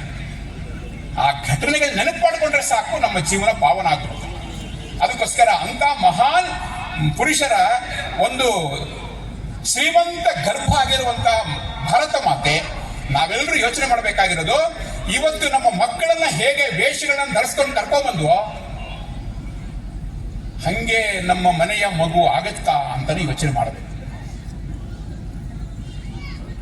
ಅನೇಕರು ಶಿವಾಜಿ ಮಹಾರಾಜರ ಹಾಕೊಂಡು ಬಂದ್ರು, ಒನಕೆ ಓಬವ್ವಂದು ಹಾಕ್ಸ್ಕೊಂಡ್ ಬಂದ್ರು, ಆಯ್ತಾ, ರಾಣಿ ಚೆನ್ನಮ್ಮಂದನ್ನು ವೇಷ ಹಾಕ್ಸ್ಕೊಂಡ್ ಬಂದ್ರು. ಈ ರೀತಿ ಎಲ್ಲ ಮಹಾಪುರುಷರು ಅವರಿಗೆ ಸಂಬಂಧಪಟ್ಟಂತ ಮಹಾಪುರುಷರ ವೇಷಗಳನ್ನ ಹಾಕಿಸ್ಕೊಂಡ್ ಬಂದ್ರು.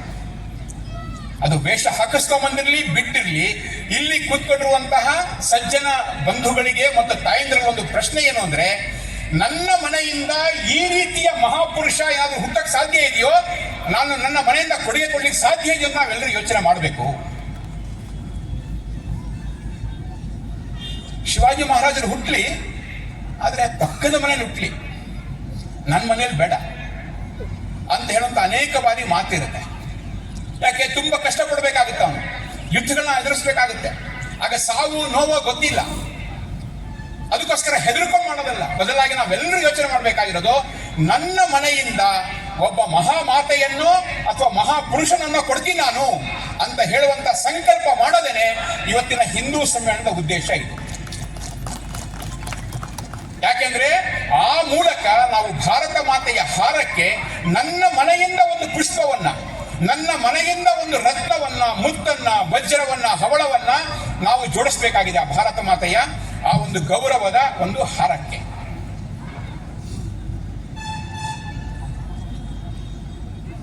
ಭಾರತ ಮಾತೆ ಜಗದ್ಗುರು ಆಗಬೇಕು, ಜಗನ್ಮಾತೆ ಆಗಬೇಕು ಅಂದ್ರೆ ಪುಕ್ಕಟ್ಟೆ ಆಗಲ್ಲ. ಅವರು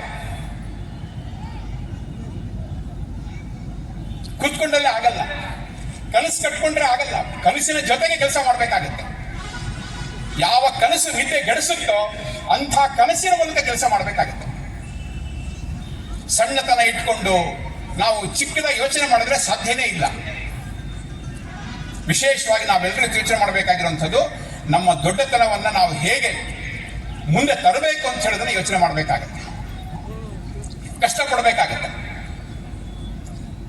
ಸಣ್ಣತನ ಪಕ್ಕಕ್ಕೆ ಇಡಬೇಕಾಗತ್ತೆ. ನಮ್ಮ ಜಾತಿ ಇರಬಹುದು, ನಮ್ಮ ಭಾಷೆ ಇರಬಹುದು, ನಮ್ಮ ಪ್ರಾಂತ ಇರಬಹುದು, ನಮ್ಮ ಊಟ ಇರಬಹುದು, ಇದೆಲ್ಲವನ್ನ ಪಕ್ಕಕ್ಕಿಟ್ಟು ನಿಂತ್ಕೊಂಡಾಗ ಮಾತ್ರ ಸಾಧ್ಯ ಆಗುತ್ತೆ. ಅದಕ್ಕೋಸ್ಕರ ಇವತ್ತಿನ ಹಿಂದೂ ಸಮ್ಮೇಳನ ಮಾಡ್ತಿರುವಂಥದ್ದು ನಾವು. ಈ ಸಂದರ್ಭದಲ್ಲಿ ನಾವೆಲ್ಲ ಒಂದ್ಸತಿ ಮಹಾಪುರುಷ ನೆನಪು ಮಾಡ್ಕೋಣ. ಅವ್ರು ಯಾರು ಸಹಿತ ಬರೀ ವಿಚಾರವನ್ನು ಹೇಳಿದವರಲ್ಲ, ಅವರ ನಡವಳಿಕೆಯಿಂದ ನಾವು ಮಾಡಿ ತೋರಿಸಿದಂಥವ್ರು. ಇಲ್ಲಿ ಹೆಸರಿಲ್ಲ, ಇಲ್ಲೊಂದು ಚಿತ್ರ ಇಲ್ಲ, ಆದ್ರೆ ಹೇಳ್ತೀನಿ ನಾನು, ಸತ್ಯ ಹರಿಶ್ಚಂದ್ರನ ಕಥೆ ನಾವು ಕೇಳಿದ್ದೀವಿ. ಕೊನೆಯ ಸಂದರ್ಭ ವಿಶ್ವಾಮಿತ್ರ ಅವನಿಗೆ ಕ್ಷಮೆ ಕೇಳೋದಕ್ಕೆ ಬರಬೇಕು. ಆ ಪರಿಸ್ಥಿತಿನಲ್ಲಿ ಅವನು ಒಂದು ಸ್ಮಶಾನವನ್ನ ಕಾಯ್ತಾ ಇದ್ದಾನೆ. ಸತ್ಯ ಹರಿಶ್ಚಂದ್ರ ಅವನ ಸ್ವಂತ ಮಗ, ಆ ಮಗನನ್ನ ಮಾರ್ಬಿಟ್ಟಿದ್ದಾನೆ, ಮಗ ಮತ್ತು ಹೆಂಡತಿನ ಮಾರ್ಬಿಟ್ಟಿದ್ದಾನೆ. ಹಿಂಗಾಗಿ ನನ್ನ ಮಗ ಮತ್ತು ಹೆಂಡತಿ ಅಂತ ಹೇಳ್ಕೊಳ್ಳೋ ಪರಿಸ್ಥಿತಿ ಇಲ್ಲ. ಸ್ವತಃ ಇವನು ರಾಜನಾಗಿದ್ದಂತಾನು ಅವನು ಅಲ್ಲಿ ಸ್ಮಶಾನವನ್ನು ಕಾಯ್ತಿದ್ದಾನೆ.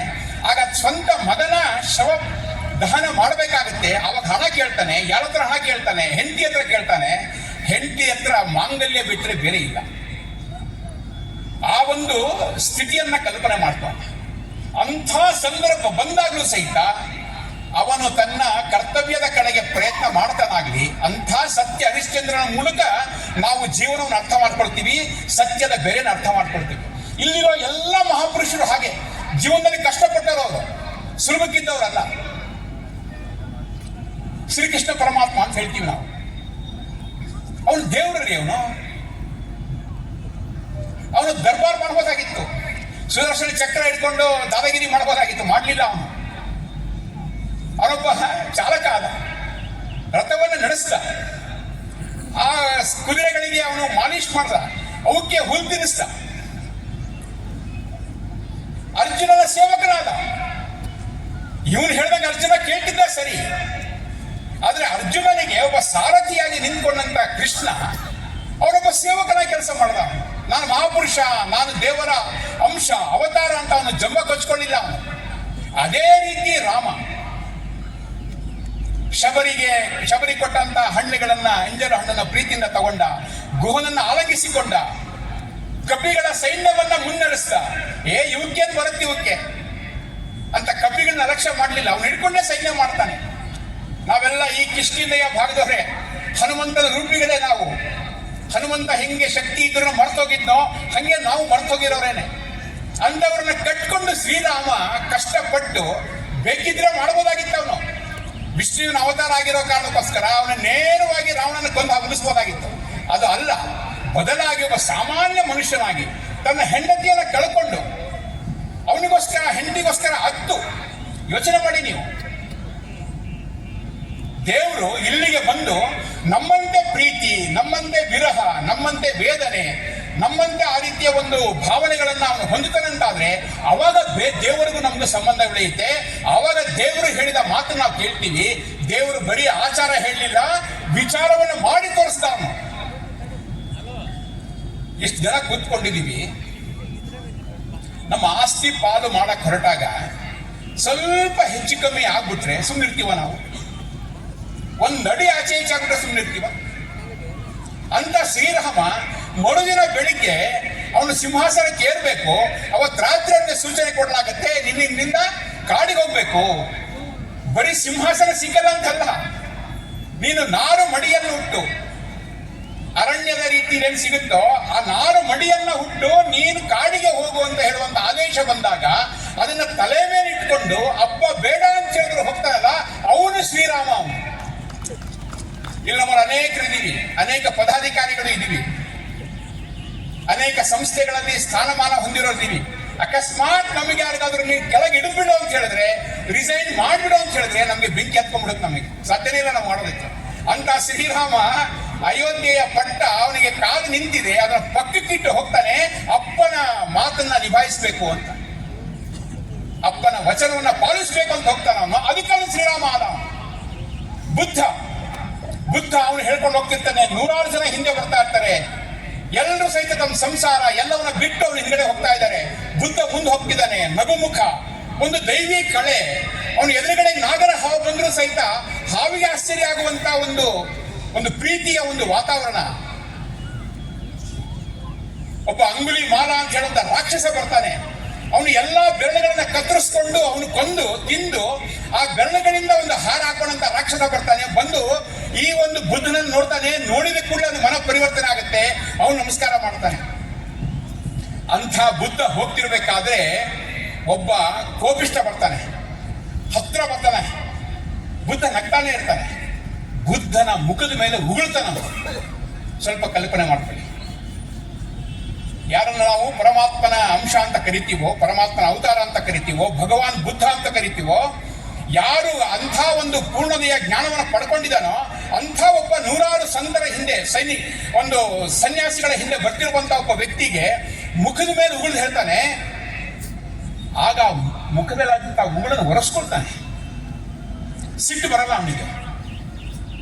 ಬುದ್ಧ ಅವ್ನು ಒರೆಸ್ಕೊಳ್ತಾನೆ. ಸಿಟ್ಟಿಲ್ದೇನೆ ಪ್ರೀತಿಯಿಂದ ಕೇಳ್ತಾನೆ, ಅಪ್ಪ ನಿನ್ ಸಿಟ್ಟು ಕಡಿಮೆ ಆಯ್ತಾ? ಏನಿದ್ರೆ ಹೇಳು, ನಿನ್ ದುಃಖ ಏನಿದೆ ಹೇಳು, ನಿನ್ನ ತಾಪ ಏನಿದೆ ಹೇಳು, ನಿನ್ನ ಬೆಂಕಿ ಏನಿದೆ ಹೇಳು, ನಾನು ನಿವಾರಣೆ ಮಾಡ್ತೀನಿ ಅಂತ ಹೇಳ್ತಾನೆ.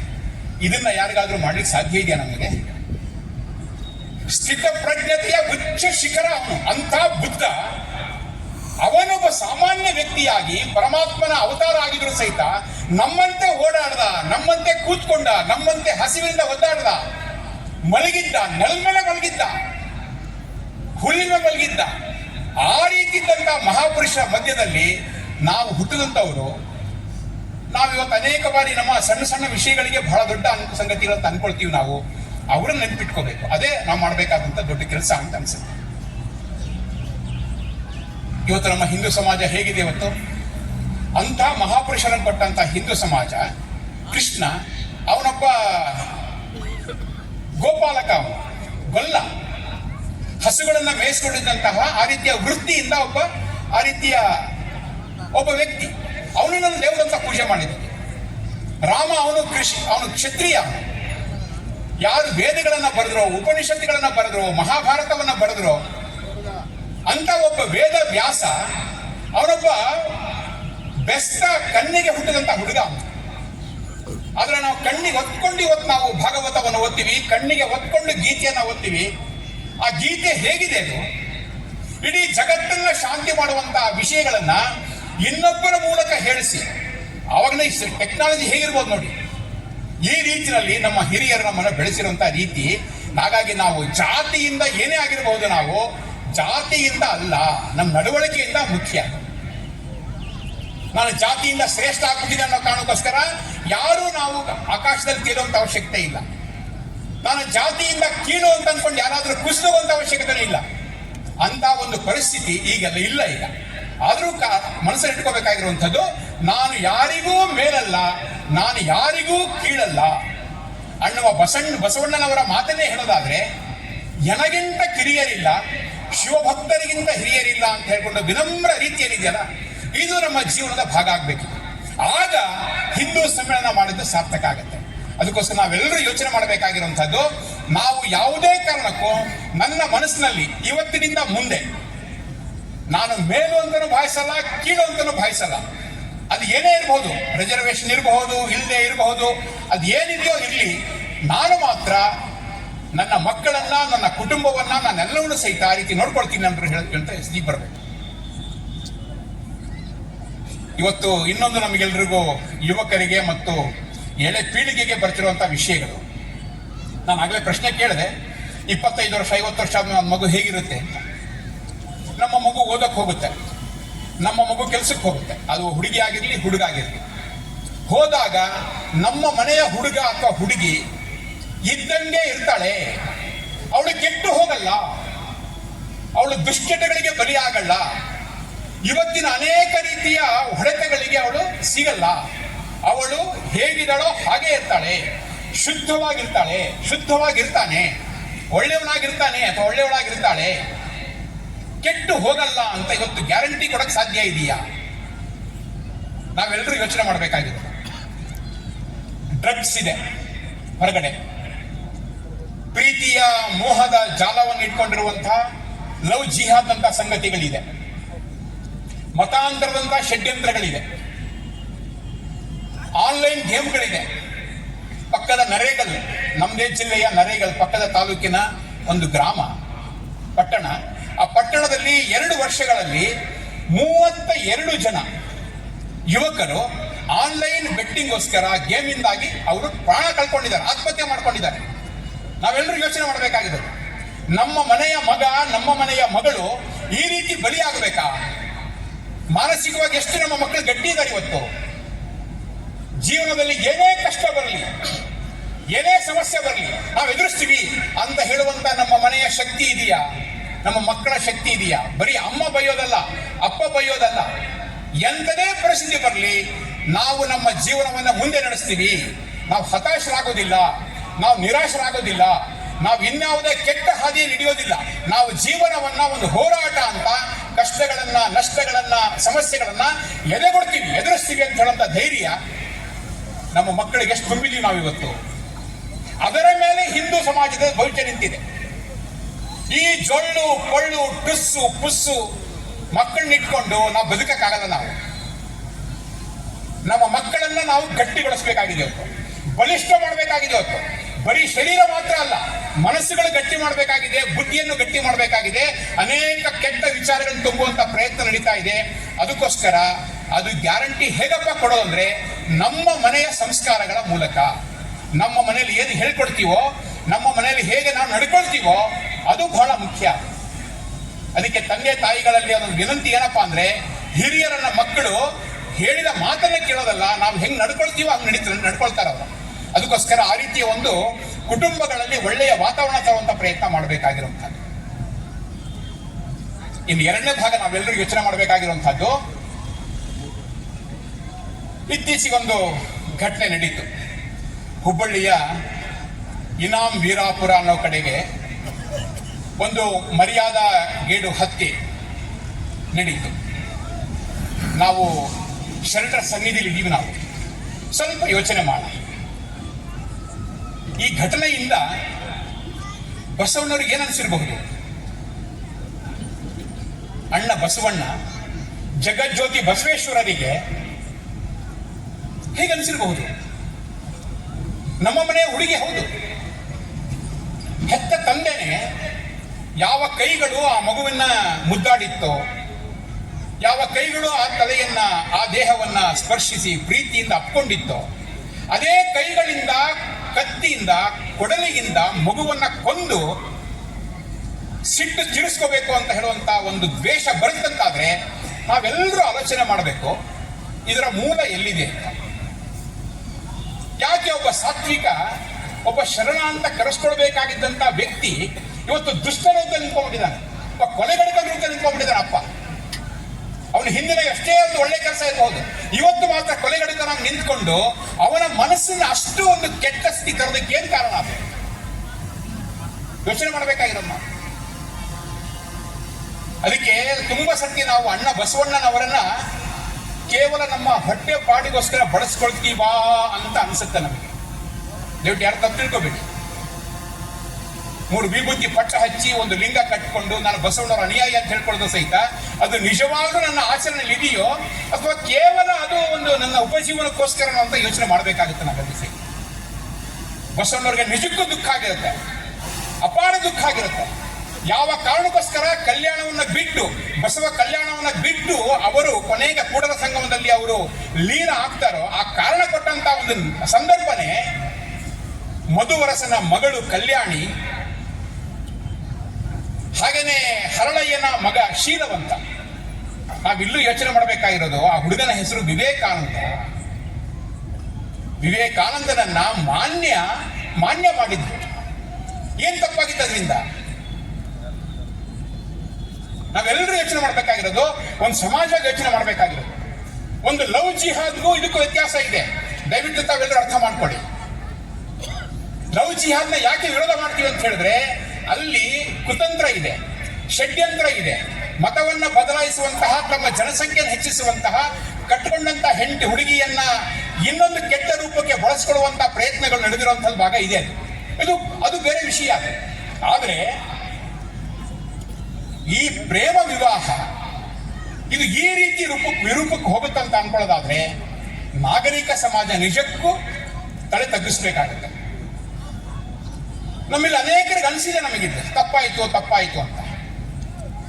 ಸಮಾಜದ ಮುಖಂಡರಿಗೂ ಅನಿಸಿರಬಹುದು. ಸ್ವಲ್ಪ ನಾವೆಲ್ಲಾದ್ರೂ ಒಂದ್ ಕಡೆಗೆ ಹೇಳ್ಬೇಕಲ್ಲ, ಎಲ್ಲಾದ್ರೂ ಒಂದು ಪತ್ರ ಬರೆಯೋದು, ಏನಾದ್ರೂ ಮಾಡ್ಬೇಕಲ್ಲ. ನಮ್ಮ ಮನೆಯಲ್ಲೇ ಸ್ಥಿತಿ ಹಾಕೊಂಡ್ರೆ ಹೆಂಗ್ ಮಾಡ್ಬೇಕು? ಪೂಜ್ಯ ಗುರುಗಳು ಇದ್ದಾರೆ ಇಲ್ಲಿ, ಈ ರೀತಿ ಅನೇಕ ಸಂತರಿದ್ದಾರೆ. ಬಸವಣ್ಣವರ ನೇರ ಅನುಯಾಯಿಗಳು ಅಂತ ಹೇಳ್ಕೊಂತ ರೀತಿಯ ಅನೇಕರು ಸಿದ್ಧ ಪುರುಷರಿದ್ದಾರೆ, ಮಹಾತ್ಮರಿದ್ದಾರೆ, ಸಂತರಿದ್ದಾರೆ, ಮಠಾಧಿಪತಿಗಳಿದ್ದಾರೆ. ಬಸವಣ್ಣವರನ್ನ ಇಲ್ಲಾದ್ರೂ ನಾವು ಬೆಂಬಲಿಸಬೇಕೋ ಬೇಡವೋ? ನಂದು ಪ್ರಾಮಾಣಿಕ ಮುಗ್ಧ ಪ್ರಶ್ನೆ ಇದು. ಈ ಒಂದು ಕೊಲೆಗಡುಕತನವನ್ನ ಖಂಡಿಸ್ಬೇಕೋ ಬೇಡವೋ? ಇದು ಯಾರ ಮರ್ಯಾದೆ ಗೇಡಿದು? ಇದಕ್ಕೆ ಹೆಸರು ಮರ್ಯಾದೆ ಗೇಡು ಅಂತ ಹೇಳುವಂತ ಒಂದು ಕೊಲೆ ಇದು. ಆ ಹುಡುಗಿ ಇನ್ನೊಬ್ಬ ಹುಡುಗನನ್ನ ಮದುವೆ ಆಗಿದ್ದು ಮರ್ಯಾದೆ ಗೇಡೋ ಅಥವಾ ಮದುವೆ ಆಗಿದ್ದಕ್ಕೋಸ್ಕರ ಮಗಳನ್ನ ಕೊಂದಿದ್ದು ಮರ್ಯಾದೆ ಗೇಡೋ? ಸ್ವಲ್ಪ ನಾವೆಲ್ಲರೂ ಯೋಚನೆ ಮಾಡಬೇಕಾಗತ್ತೆ. ಅದಕ್ಕೋಸ್ಕರ ಇವತ್ತು ಇಂಥ ಒಂದು ಸಂದರ್ಭದಲ್ಲಿ ನಾವಿವತ್ತು ಬಹಳ ದೊಡ್ಡ ಒಂದು ಅಪಚಾರ ಮಾಡೋದು ಅಂತ ಹೇಳಿದ್ರೆ ಒಂದು ಸಮಾಜವನ್ನ ನಾವು ಅಸ್ಪೃಶ್ಯ ಅಂತ ದೂರ ಇಟ್ಟಿರೋದು. ಅದನ್ನ ನಾವು ಪೂರ್ತಿ ಗಂಟು ಮೂಟೆ ಸಮೇತ ಕಟ್ಟಿ ಅದನ್ನ ಬಿಸಾಕ್ಬಿಡ್ಬೇಕು. ಮಾತ್ರ ಅಲ್ಲ, ಅದಕ್ಕೆ ಬೇಕಾದ ಪಾಪ ಪರಿಮಾರ್ಜನೆಯನ್ನು ಮಾಡ್ಕೋಬೇಕಾಗುತ್ತೆ. ನಮ್ಮ ಅನೇಕ ಹಳ್ಳಿಗಳಿದೆ, ಆ ಹಳ್ಳಿಗಳಲ್ಲಿ ದೇವಸ್ಥಾನಗಳಲ್ಲಿ ಕೆಲವರನ್ನ ಸೇರಿಸಲ್ಲ. ನಾವೆಲ್ಲರೂ ಯೋಚನೆ ಮಾಡಬೇಕಾಗಿರೋದು, ಯಾವುದೋ ಒಬ್ಬನನ್ನ ಜಾತಿಯ ಕಾರಣಕ್ಕೋಸ್ಕರ, ಹುಟ್ಟಿನ ಕಾರಣಕ್ಕೋಸ್ಕರ ನಾವು ದೇವಸ್ಥಾನದಲ್ಲಿ ಸೇರಿಸಲ್ಲ ಅಂತ ಆದ್ರೆ ಆ ಹುಟ್ಟು, ಆ ಜಾತಿಯ ನಿರ್ಣಯ ಮಾಡೋದು ಯಾರು? ಆ ವ್ಯಕ್ತಿನೋ ಅಥವಾ ನಿರ್ಮಾಣ ಮಾಡುವಂತ ಭಗವಂತನೋ? ಹಾಗಿದ್ರೆ ನೀವು ತಿರಸ್ಕಾರ ಮಾಡ್ತಿರೋದು, ನೀವು ಪ್ರವೇಶಕ್ಕೆ ಅವಕಾಶ ಕೊಡದೇ ಇರೋದು ಆ ಮನುಷ್ಯನಿಗೋ ಅಥವಾ ಭಗವಂತನಿಗೋ? ನಾವೆಲ್ಲರೂ ಯೋಚನೆ ಮಾಡಬೇಕಾಗಿದೆ. ಇಷ್ಟಂತೂ ನಿಶ್ಚಿತವಾಗಿದೆ, ಯಾವ ದೇವಸ್ಥಾನದಲ್ಲಿ ಆ ರೀತಿಯ ಒಂದು ವರ್ಗಕ್ಕೆ ಪ್ರವೇಶ ಇಲ್ಲ ಅಂತ ಹೇಳೋದಾದ್ರೆ ಅಲ್ಲಿ ದೇವರು ಇಲ್ಲ. ಕೆಲವರಿಗೆ ಸ್ವಲ್ಪ ವಿಚಿತ್ರ ಅಂತ ಅನಿಸಬಹುದು. ದೇವರಿದ್ರೆ ಅಲ್ಲಿ ಸಮಾನತೆ ಇರುತ್ತೆ, ದೇವರಿದ್ರೆ ಅಲ್ಲಿ ಪ್ರೀತಿ ಇರುತ್ತೆ, ದೇವರಿದ್ರೆ ಅಲ್ಲಿ ನಿರ್ಮಲವಾದಂತಹ ಒಂದು ಒಳ್ಳೆ ಭಾವನೆಗಳಿರುತ್ತೆ. ಅದಿಲ್ಲ ಅಂದ್ರೆ ಅದೇ ದೇವರಿಲ್ಲ. ಅದಕ್ಕೋಸ್ಕರ ನಾವೆಲ್ಲರೂ ಯೋಚನೆ ಮಾಡಬೇಕಾಗಿರೋದು, ನಮ್ಮ ನಮ್ಮ ಊರಿನ ಗ್ರಾಮಗಳಲ್ಲಿ ನಾವು ಎಲ್ಲಿ ದೇವರು ಇದ್ದಾರೆ ಅಂತ ಅನ್ಕೊಂಡಿದೀವೋ ಅಲ್ಲೇನಾದ್ರೂ ಭೇದ ಭಾವ ಇದ್ರೆ ಅದನ್ನ ತೆಗೆದುಹಾಕೋಣ. ಆ ಪರಮಾತ್ಮನ ಒಂದು ಖುಷಿಗೆ ನಾವು ಪಾತ್ರರಾಗೋಣ. ಅದು ನಿಜವಾದ ಖುಷಿ ಭಗವಂತನಿಗಿರುವಂತ. ಕಾಳೂರಾಮ್ ದೇವಸ್ಥಾನ ಇದೆ ಮಹಾರಾಷ್ಟ್ರದ ನಾಸಿಕ್ನಲ್ಲಿ. ಅಲ್ಲಿ ಒಬ್ರು ಈಗ ಸುಧೀರ್ ಪೂಜಾರಿ ಅಂತ ಒಬ್ರು ಇದ್ದಾರೆ, ಸಂಘದ ಸ್ವಯಂ ಸೇವಕರು. ಅವ್ರಿಗೆ ಅನಿಸ್ಬಿಡ್ತು, ಅಂಬೇಡ್ಕರ್ ಅವರು ನನ್ನ ತಾತ ಇದ್ದ ಸಮಯದಲ್ಲಿ ಅಂಬೇಡ್ಕರ್ ಅವರು ತನ್ನ ಅನುಯಾಯಿಗಳ ಜೊತೆಗೆ ದೇವಸ್ಥಾನ ಪ್ರವೇಶ ಮಾಡಬೇಕು ಅಂತ ಬಂದಾಗ ಇಲ್ಲಿದ್ದಂತ ವ್ಯಕ್ತಿಗಳವನ್ನ ಓಡಿಸಿದ್ರು, ದೊಣ್ಣೆ ಕೋಲುಗಳಿಕೊಂಡು ಓಡಿಸಿದ್ರು ಅಂತ ಅನ್ಕೊಂಡು ಬಹಳ ದುಃಖ ಆಯ್ತು ಸುಧೀರ್ ಪೂಜಾರಿ ಅವರಿಗೆ. ಸುಧೀರ್ ಪೂಜಾರಿ ಯೋಚನೆ ಮಾಡಿದ್ರು, ನನ್ನ ತಾತ ದೊಡ್ಡ ತಪ್ಪು ಮಾಡ್ಬಿಟ್ಟಿದ್ದಾರೆ. ಅಂಬೇಡ್ಕರ್ ಅಂತ ಮಹಾಪುರುಷನನ್ನ ದೇವಸ್ಥಾನಕ್ಕೆ ಕರೆಸ್ಕೊಳ್ಳಿಲ್ಲ, ಅದಕ್ಕೋಸ್ಕರ ನಾನು ಪ್ರಾಯಶ್ಚಿತ ಮಾಡಬೇಕು ಅಂತ ಅನ್ಕೊಂಡು ಇವತ್ತು ಆ ಒಂದು ಸಮುದಾಯಕ್ಕೆ ಸೇರಿದಂತ ಎಲ್ಲ ಬಂಧುಗಳನ್ನ ದೇವಸ್ಥಾನಕ್ಕೆ ಕೇವಲ ಕರ್ಕೊಂಡು ಬರೋದು ಮಾತ್ರ ಅಲ್ಲ, ಆ ಸಮುದಾಯದ ಮಕ್ಕಳನ್ನ ಆರಿಸಿ ಕರ್ಕೊಂಡು ಬಂದು ವೇದ ಪಾರಂಗತರನ್ನ ಮಾಡುವಂತ, ವೇದ ಪಾಠಶಾಲೆಯನ್ನು ಮಾಡುವಂತ ಒಂದು ಗುರುಕುಲವನ್ನು ಶುರು ಮಾಡಿದ್ದಾರೆ. ಇದನ್ನ ನಾವೆಲ್ಲರೂ ಮೆಚ್ಚಬೇಕಾಗಿರೋದು, ಹೊಗಳಬೇಕಾಗಿರೋದು. ಇದು ಇವತ್ತಿನ ಬದಲಾವಣೆ ಬೇಕಾಗಿರೋದು. ಅದಕ್ಕೋಸ್ಕರ ಇಷ್ಟು ದಿನ ಏನೋ ಆಗ್ಬಿಟ್ಟಿರ್ಬೋದು ನಮ್ಮ ಊರುಗಳಲ್ಲಿ, ನಮ್ಮ ದೇವಸ್ಥಾನಗಳಲ್ಲಿ. ಏನೋ ದೇವರ ದಯೆಯಿಂದ ನಾವು ಒಂದೊಂದು ಕುಟುಂಬದಲ್ಲಿ ಹುಟ್ಟಿದೀವಿ, ನಮ್ಮ ಕೈಯಲ್ಲಿ ಏನೂ ಇಲ್ಲ. ಅದಕ್ಕೋಸ್ಕರ ನಾವು ಕೊಟ್ಟ ಕೊನೆಯ ವ್ಯಕ್ತಿಯಾಗಿ ನೋಡಬೇಕು, ಇದು ಎಷ್ಟು ಅನ್ಯಾಯ ಮಾಡ್ತಿದೀವಿ ನಾವು ಅಂತ. ಅದಕ್ಕೋಸ್ಕರ ನಾವೆಲ್ಲರೂ ಸಹಿತ ನಾವೆಲ್ಲರೂ ಸಮಾನತೆಯಿಂದ ಇರೋದಕ್ಕೋಸ್ಕರ ದೇವಸ್ಥಾನಗಳಿಗೆ ಪ್ರವೇಶ, ದೇವಸ್ಥಾನದ ಜೊತೆಗೆ ಸ್ಮಶಾನಗಳಲ್ಲೂ ಸಹಿತ ಸಮಾನವಾದಂಥ ಅವಕಾಶಗಳು, ಹಾಗೆ ನೀರಿನ ಅವಕಾಶ, ಮೂರು ಇರಬೇಕು ಅಂತ ಅನ್ಕೊಂಡು ಅಪೇಕ್ಷೆ ವ್ಯಕ್ತಪಡಿಸಿದೆ. ಹಿಂದೂ ಸಮ್ಮೇಳನದ ಉದ್ದೇಶ ಅದೇನೆ. ಹಿಂದೂ ಸಮಾಜ ಅದು ಒಂದಾಗಿ ಯಾವುದೇ ಭೇದ ಭಾವ ಇಲ್ಲದೇ ಎಲ್ಲ ದೇವಸ್ಥಾನಗಳಿಗೂ ಸಮಾನ ಪ್ರವೇಶ, ಎಲ್ಲ ಸ್ಮಶಾನಗಳಲ್ಲೂ ಸಹಿತ ಎಲ್ಲ ಹಿಂದೂಗಳಿಗೆ ತಮ್ಮ ಶವ ಸಂಸ್ಕಾರ ಮಾಡುವಂತ ವ್ಯವಸ್ಥೆ, ಹಾಗೇನೆ ನೀರಿನ ಮೂಲ ಎಲ್ಲ ಕಡೆ ಇರುವಂತಹ ಪ್ರಯತ್ನ ಹೀಗಾಗಬೇಕು ಅಂತ ಹೇಳುವಂತ ಪ್ರಯತ್ನ ಮಾಡಬೇಕಾಗಿದೆ. ಆಗ ಮಾತ್ರ ಹಿಂದೂ ಸಮಾಜ ಶಕ್ತಿಶಾಲಿ ಆಗುತ್ತೆ. ನಾವೀ ಸಣ್ಣತನ ಇಟ್ಕೊಂಡು ಹೊರಟ್ರೆ ಅಖಂಡ ಭಾರತನೂ ಆಗಲ್ಲ, ಏನೂ ಆಗಲ್ಲ. ಅಂಬೇಡ್ಕರ್ ಒಂದು ಮಾತು ಹೇಳ್ತಾರೆ, ಅವಾಗ ಕಾಲಕ್ಕೆ ಹಿಂದಿ ಚೀನಿ ಭಾಯ್ ಅಂತೆಲ್ಲ ಒಂದು ಘೋಷಣೆ ನಡೀತಾ ಇತ್ತು. ಅಂಬೇಡ್ಕರ್ ನಗ್ತಾರೆ ಅವರು, ಅಲ್ರೇ ಹಿಂದಿ ಚೀನಿ ಭಾಯ್ ಅಂತೀರಾ, ಹಿಂದೂ ಮುಸ್ಲಿಂ ಭಾಯ್ ಅಂತೀರಾ? ಮೊದಲು ನಿಮ್ಮದೇ ಹೆಸರು ಇಟ್ಕೊಂಡಿರುವಂತಹ, ನಿಮ್ಮದೇ ತರ ಹೆಸರಿಟ್ಕೊಂಡು ನಿಮ್ಮದೇ ದೇವ್ರನ್ನ ಪೂಜೆ ಮಾಡುವಂತ, ನಿಮ್ಮ ಅಕ್ಕಪಕ್ಕದ ನಿಮ್ಮ ಊರಲ್ಲೇ ಇರುವಂತ ವ್ಯಕ್ತಿಯನ್ನ ನೀವು ಭಾಯ್ ಅಂತ ಅನ್ಕೊಳ್ದೇನೆ ಅವನು ಯಾರೋ ಚೈನಾದವನು, ಅವನು ಯಾರೋ ನಿಮ್ ದೇವ್ರನ್ನ ಪೂಜೆ ಮಾಡ್ತಿರೋನು, ಭಾಯ್ ಅಂತ ಹೇಳಿ ನಗಲ್ಲೇನ್ರಿ ಅಂತ ಹೇಳ್ತಾರ.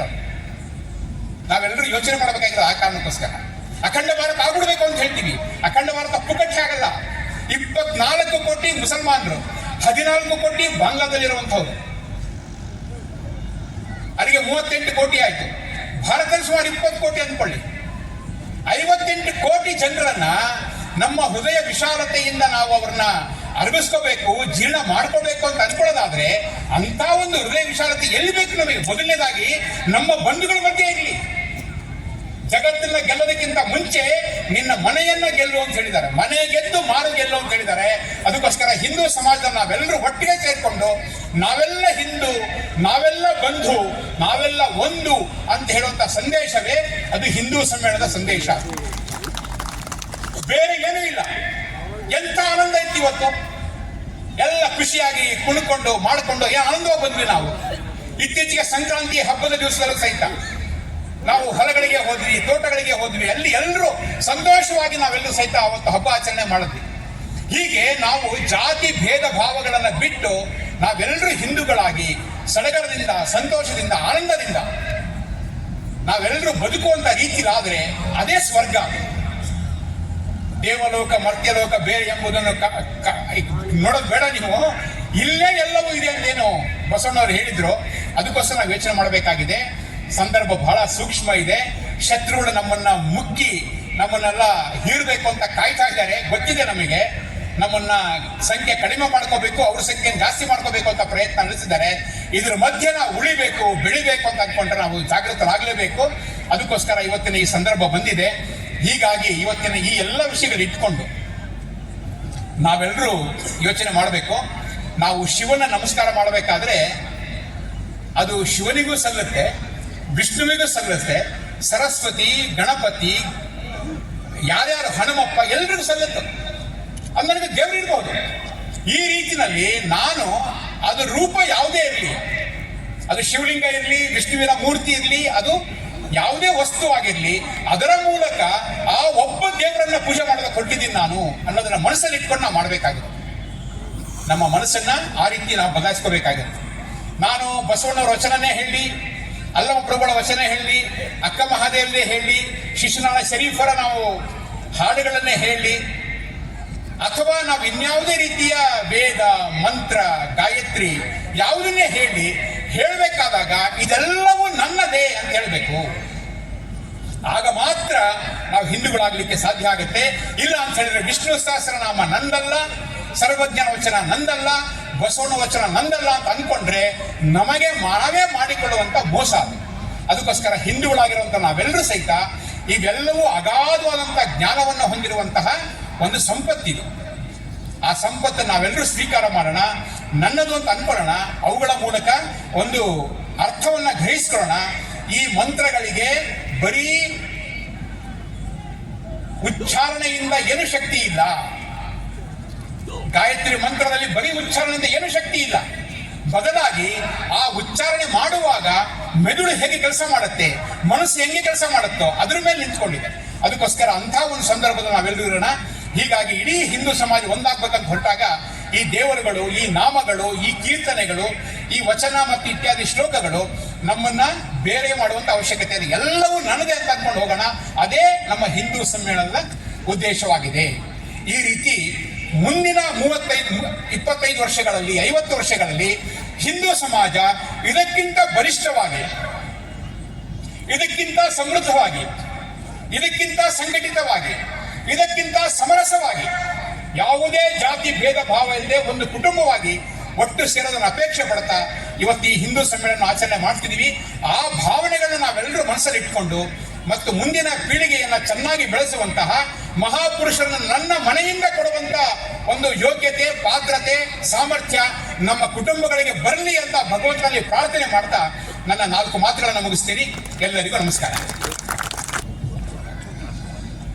ನಾವೆಲ್ಲ ಬಂದು ನಾವೆಲ್ಲ ಹಿಂದೂ ಅನ್ನುವಂಥ ಸಂದೇಶವನ್ನ ಸಾರಿದಂಥ ಇಂದಿನ ಹಿಂದೂ ಸಮ್ಮೇಳನದ ದಿಕ್ಸೂಚಿ ಭಾಷಣಕಾರ ಇರತಕ್ಕಂಥ ಶ್ರೀ ಅರುಣ್ ಕುಮಾರ್ ಜಿ ಅವರಿಗೆ ಧನ್ಯವಾದಗಳು. ಈಗ ಈ ಕಾರ್ಯಕ್ರಮದ ಪಾವನ ಸಾನ್ನಿಧ್ಯವನ್ನು ವಹಿಸಿಕೊಂಡಿರ್ತಕ್ಕಂಥ ಶ್ರೀ ಮಣಿರಂಜನ ಪ್ರಣವ ಸ್ವರೂಪಿ ಡಾಕ್ಟರ್ ಮಲ್ಲಿಕಾರ್ಜುನ್ ಮಹಾಸ್ವಾಮಿಗಳವರು ಆಶೀರ್ವಚನ ದಯಪಾಲಿಸಬೇಕಾಗಿ ಅವರಲ್ಲಿ ವಿನಂತಿಯನ್ನು ಮಾಡ್ತಾರೆ.